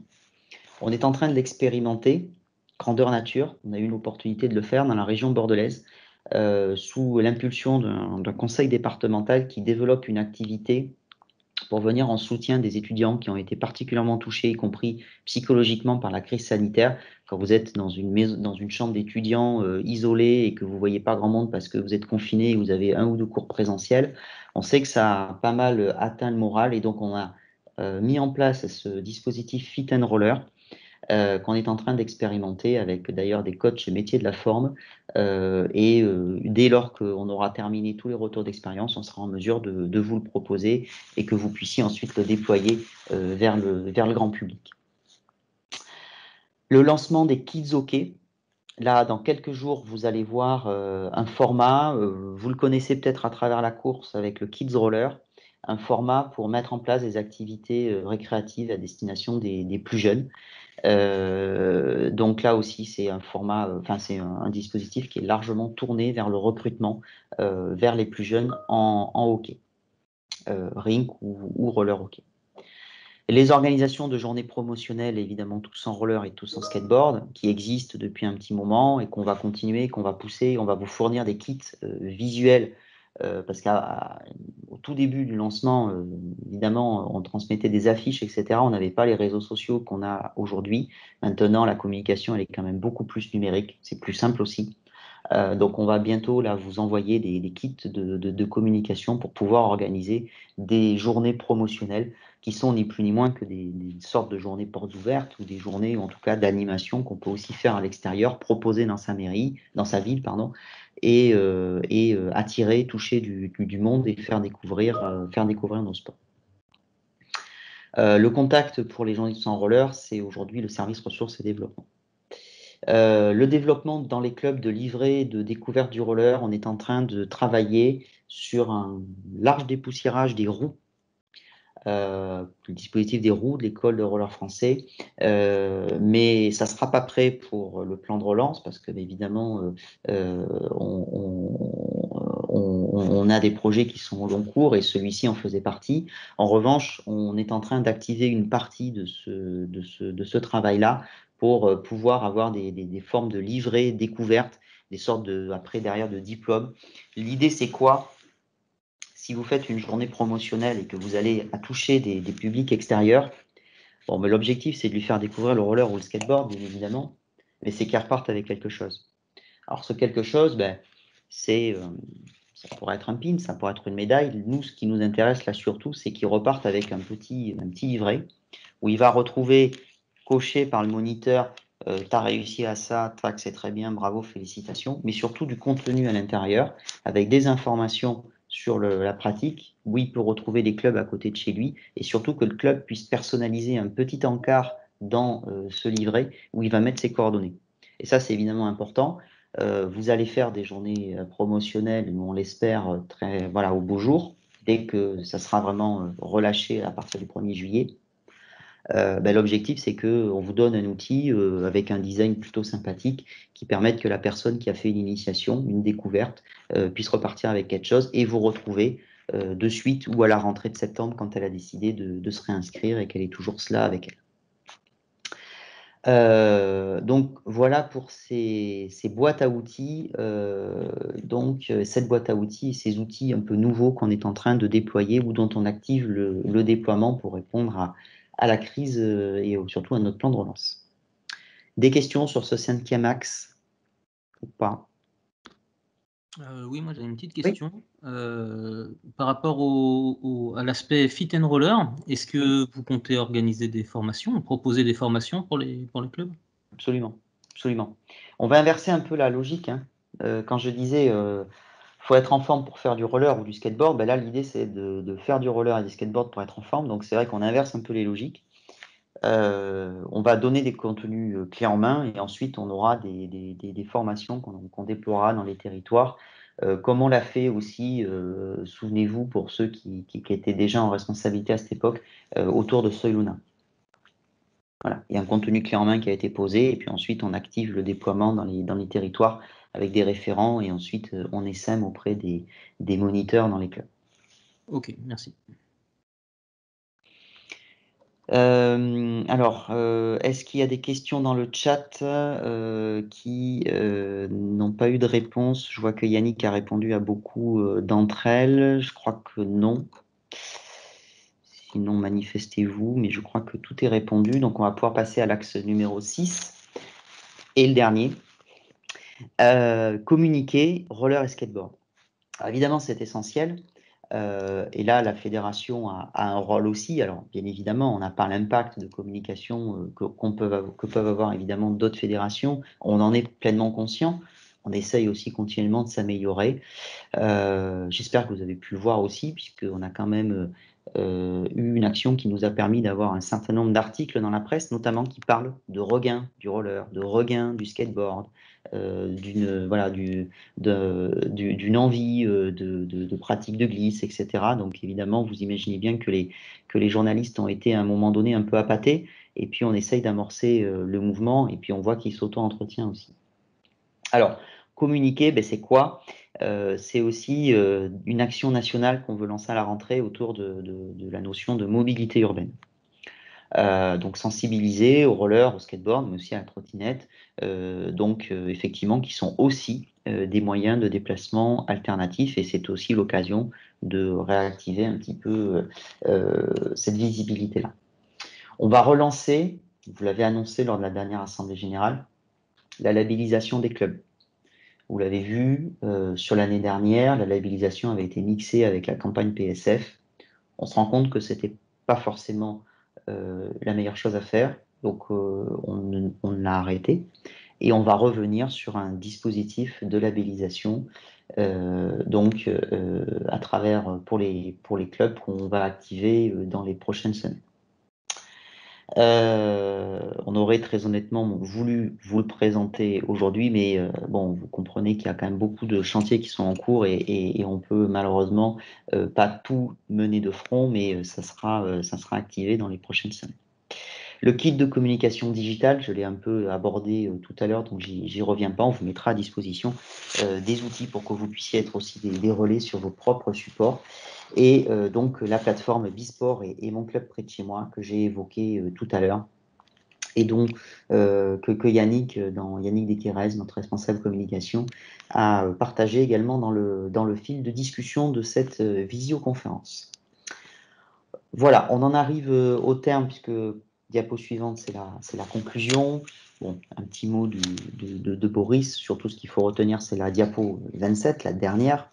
Donc évidemment avec les coordonnées de la fédération pour toute question sur ce sujet-là. Donc sur ce dispositif-là et sur ce plan de relance. Alors l'heure tourne, donc j'ai essayé de faire un peu vite sur les dernières diapos, parce que j'ai vu que certains déjà nous avaient quittés. Est-ce que vous avez des questions, des remarques sur les derniers points, ou vous souhaitez éventuellement revenir sur un autre point? C'est le moment. Alors, le Roller Club des Volcans. Oui. Oui, bonjour. Je reviens sur un point qui a été abordé en tout début par Boris, qui était la gratuité des roller day. Je sais pas à partir de quand ça devient gratuit, parce que moi, ça fait déjà 15 jours pour faire un peu de plan de relance que je propose justement ce dispositif qui m'amène pas mal de monde déjà. Et donc, j'ai envie de savoir qu'est-ce qu'il en était et à partir de quand c'est gratuit. C'est actif, c'est d'ores et déjà actif. D'accord, donc là maintenant, quand j'inscris mes gens en roller day, il n'y a aucun paiement qui va se faire au niveau de mon compte. D'accord, bon, parfait. Très bien, merci beaucoup. Rien. Clément, du Roller Club de Troyes. Oui, bonsoir à tous. Je voulais revenir sur l'événement fédérateur par rapport à Paris 2024. Est-ce que vous avez plus d'infos, ou c'est juste une idée pour l'instant qui est en cours d'élaboration? Alors, ça, je pense que c'est Boris qui en a parlé tout à l'heure, c'est ça? Oui, c'était dans les 6 points, et c'était le 6e, si je ne me trompe pas. Le 6e, dans communiqué roller et skateboard? C'était dans l'une des premières pages de présentation avec la route. On voyait la route. Oui. Et... D'accord. Alors, pour le moment, oui, c'est le point 6, l'axe 6. Alors, c'est plusieurs événementiels qu'on est en train de travailler et de programmer. On est en train de programmer aussi à travers le Paris Roller Marathon. Donc, la dimension mobilité. Et puis, il y a des choses qui sont en train de se mettre en place, qui ne sont pas encore totalement précisées, arrêtées, je veux dire, mais autour de Paris 2024, et évidemment, en plus, comme on est un sport nouveau, donc dans le programme olympique, et puis que vous avez vu quand même que dans toutes les communications, Paris 2024 réserve à notre sport une place plutôt intéressante, ça plaît. Puisque sur les différents supports de communication, vous voyez quasiment tout le temps un skate, notamment. Donc voilà, on est en train de travailler autour de cela. Pour le moment, on n'a pas encore le dispositif à vous présenter dès à présent opérationnel. Alors, ensuite, on a une question de Nîmes, Roller Lib. Oui, bonjour.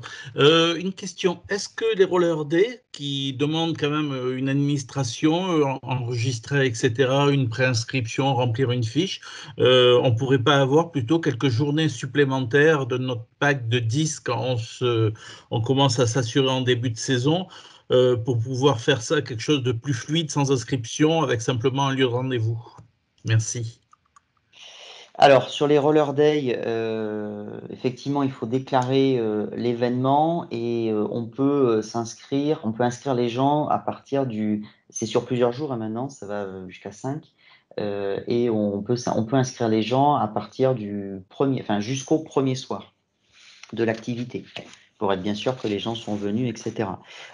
Donc ça, c'est le nouveau dispositif qui a été mis en place il y a maintenant 2 ans autour des Roller Day, pour mieux correspondre notamment à des dispositifs de stage sur la semaine, ou une semaine scolaire, ou pendant les vacances. Et donc voilà, donc ça, c'est déjà en partie activé. Ensuite, il y a des contraintes quand même d'inscription obligatoires, notamment pour des questions d'assurance et de reporting. Donc, on est quand même obligé de garder une certaine forme de formalité. Après, voilà, on peut toujours essayer, de regarder pour essayer de simplifier un peu la vie sur la saisie sur la plateforme, mais aujourd'hui, alors, on en reparlera de la question de la plateforme, parce que je vous ai un peu parlé tout à l'heure de Hello Asso. Il y a plein de développements qui vont pouvoir se faire à travers cela, où les gens pourront s'inscrire et ça sera beaucoup plus simple après pour les clubs, parce qu'il n'y aura plus tout un travail de saisie à faire. Il y aura juste un travail de contrôle et de validation. Mais on est quand même obligé de garder une certaine forme de cadre pour après remonter les informations à l'assurance. Est-ce que j'ai répondu à la question? Je crois. Vous m'entendez? Ouais.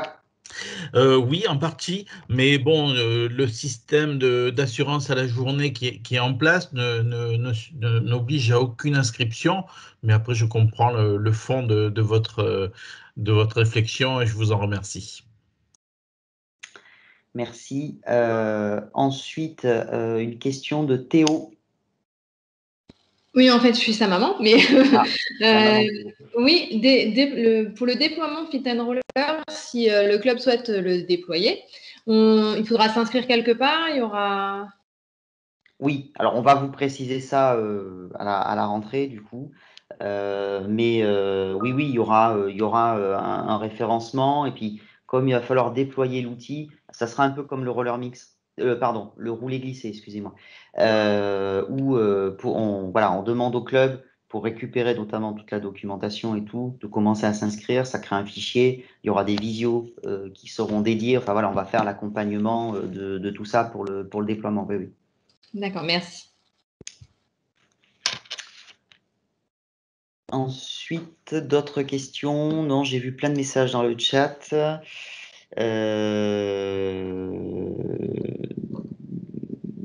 Non, pas d'autres questions, semble-t-il. D'accord.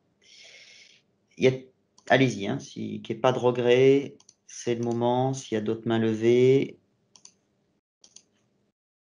Non. Alors, Yannick, est-ce que l'on peut mettre… c'est Jade, pardon, qui présente. Jade, est-ce que l'on peut mettre juste l'article du site internet qui récapitule les prochaines visioconférences, puisqu'avant de se quitter, j'aimerais qu'on prenne date pour vous donner donc nos prochains rendez-vous, puisque vous l'avez compris, on a calé un certain nombre de rendez-vous, puisque là, on est déjà à 2 heures de visio et qu'on n'a pas tout pu aborder. Pendant que Jade met cela, je vois la main de Nathalie Gauthier qui se lève. Oui, bonjour. Pendant la réunion, j'ai regardé un petit peu sur ce que vous disiez sur le club près de chez moi et l'inscription sur la plateforme Bisport. J'ai vu que le club existait effectivement avec une catégorie de sport, qui est la catégorie roller. Sur notre club, c'est pas la catégorie principale, et je me demandais si c'était par la fédération que ces catégories avaient été établies ou pas, parce que notre activité, c'est principalement une activité de patinage artistique et pas de roller. Alors, tous les clubs, au moment où la plateforme a été lancée, ont été automatiquement aspirés et référencés sur la plateforme. Comme ça, à minima, on sait qu'il y a un club. Voilà. Maintenant, il y a donc, et on invite évidemment chacun à le faire. Vous pouvez prendre le contrôle pardon, de la page en vous déclarant voilà, donc responsable du club. Et à ce moment-là, vous personnalisez tout le contenu. Mais effectivement, le contenu qui est mis, c'est un contenu par défaut, avec des intitulés génériques, etc. Il y a juste le nom du club. Et c'est pour ça qu'il faut vraiment prendre le temps et ça prend pas très longtemps, très honnêtement, c'est aussi simple que Facebook. Hein.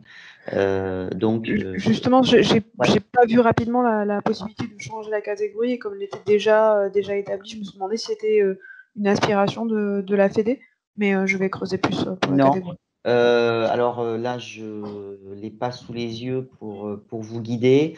On en reparlera d'ailleurs aussi lundi, mais il y a la possibilité de cocher les disciplines pratiquées et proposées, y compris après prendre l'option carte passerelle, opération Oxelo, etc.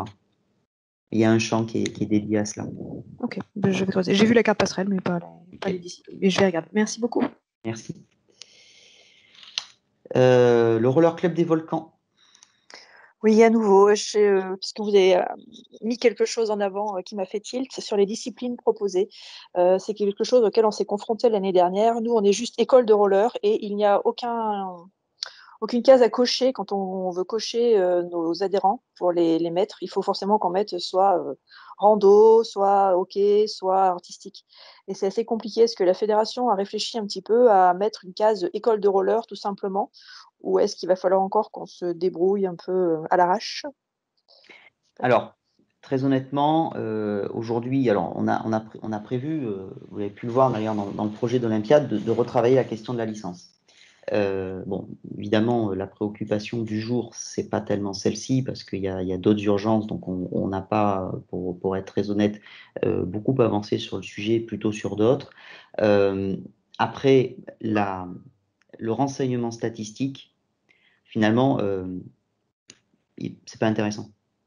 Qu'on soit renseigné, ça n'a aucune différence. On peut pratiquer toutes les disciplines, ça n'a aucune incidence.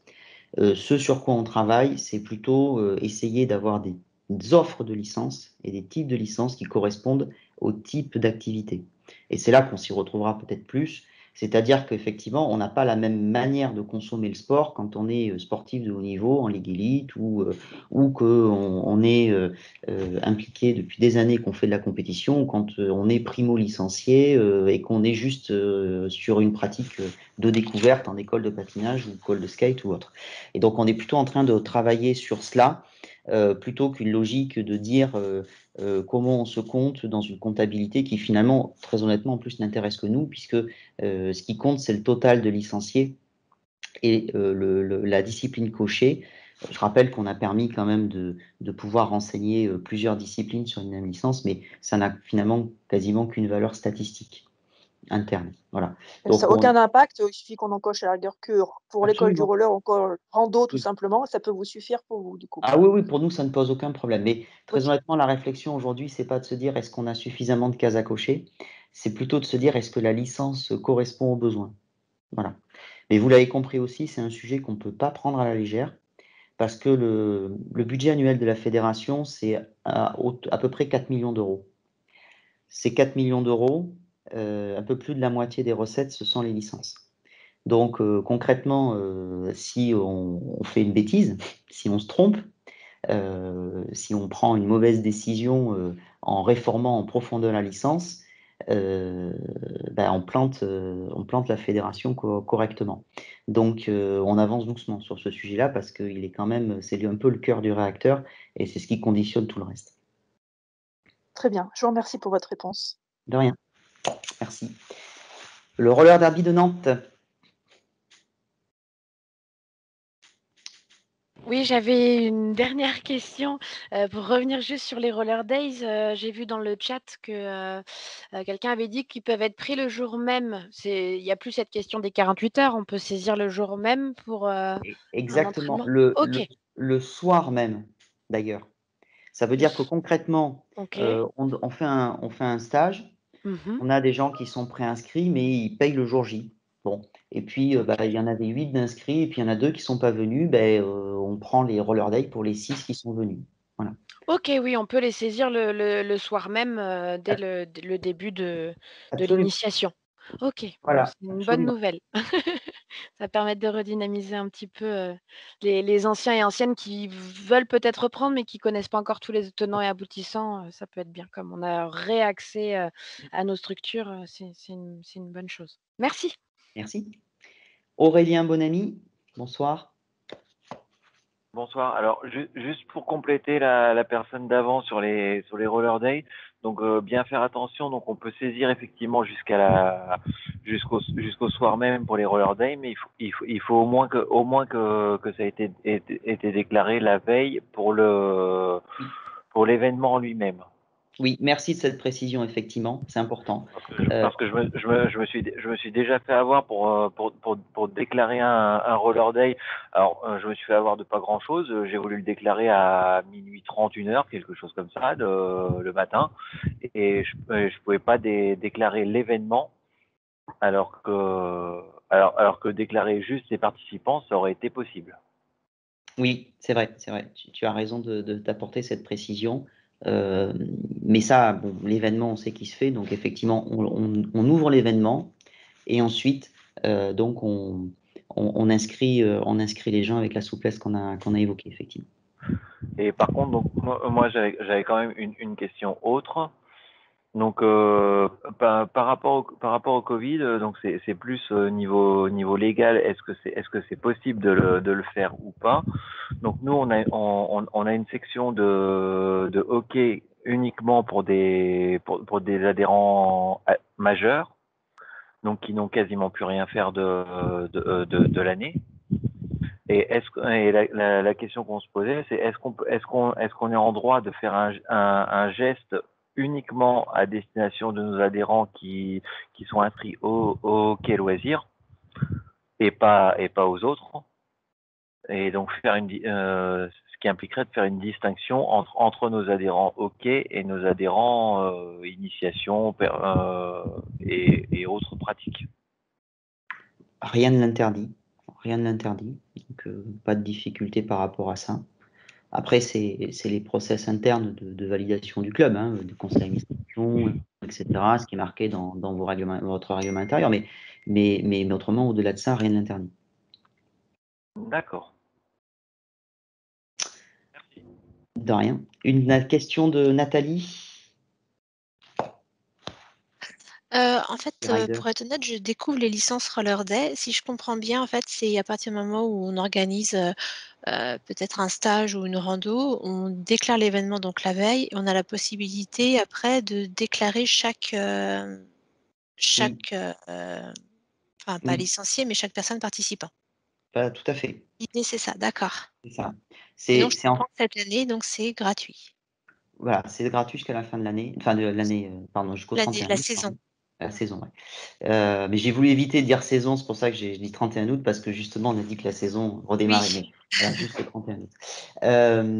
Donc oui, c'est gratuit. En fait, c'est typiquement, donc de 1 à 5 jours, c'est typiquement pour comptabiliser et assurer, surtout, donc un pratiquant qui vient sur un stage, par exemple. D'accord, c'est super. Merci.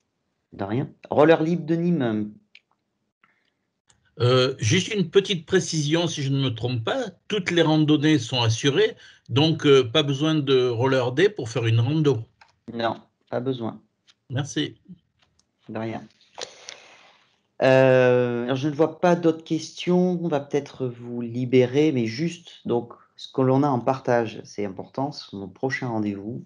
Donc, ce soir, c'était effectivement la visioconférence un peu pour vous présenter le plan de redynamisation dans son ensemble.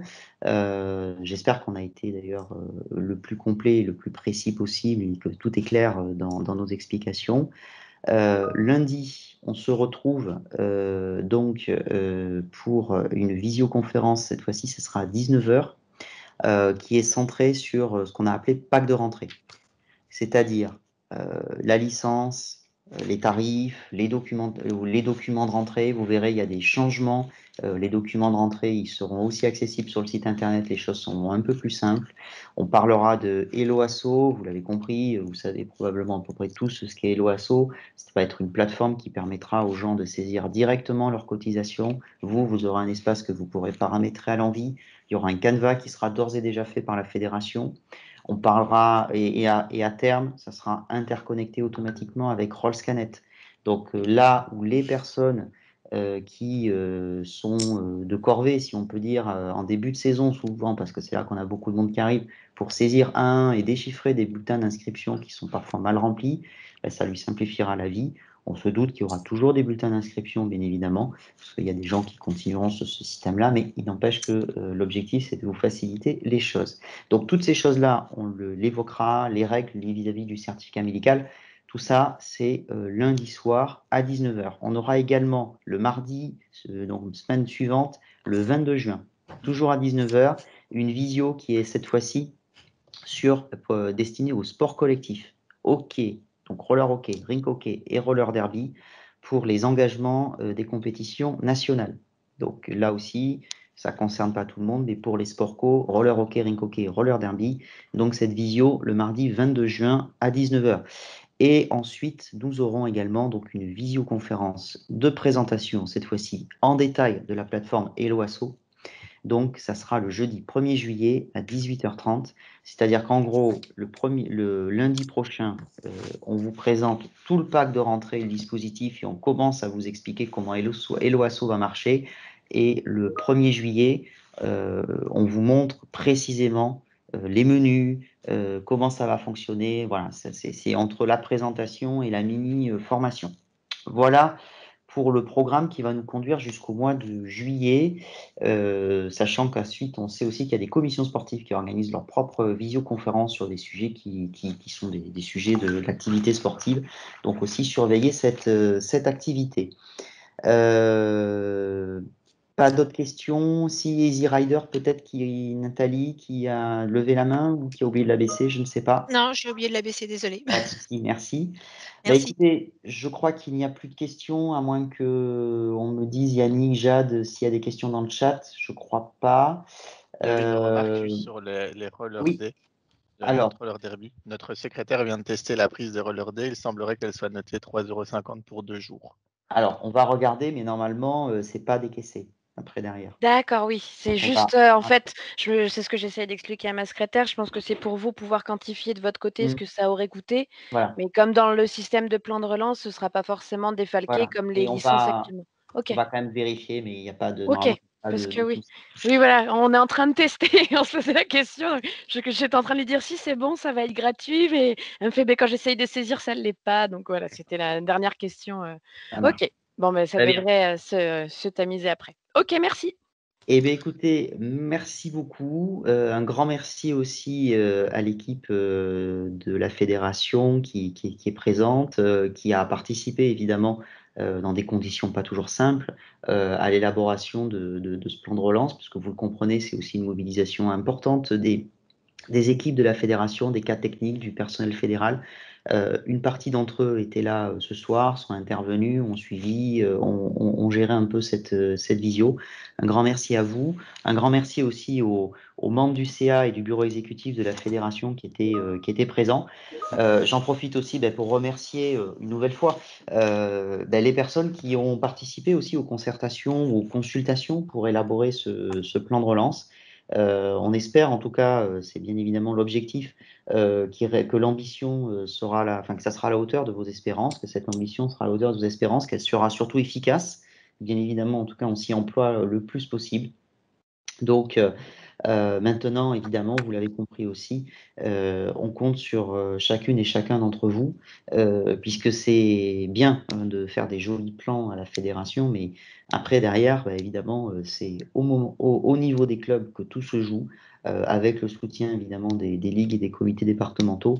Donc voilà, c'est autant d'outils qu'on met dans vos mains, qu'on essaye de vous accompagner au maximum, mais après, on est bien évidemment conscient que c'est vous qui ferez la réussite de ce plan de relance et de redynamisation de l'activité. On va mettre à disposition, bien évidemment, le live, le replay plutôt de cette visioconférence. Comme on l'a fait sur les autres, il n'y a pas de souci. Merci à toutes et tous. On vous souhaite une bonne soirée, un bon week-end, et puis, je l'espère en tout cas, à lundi soir. Bonne soirée, merci.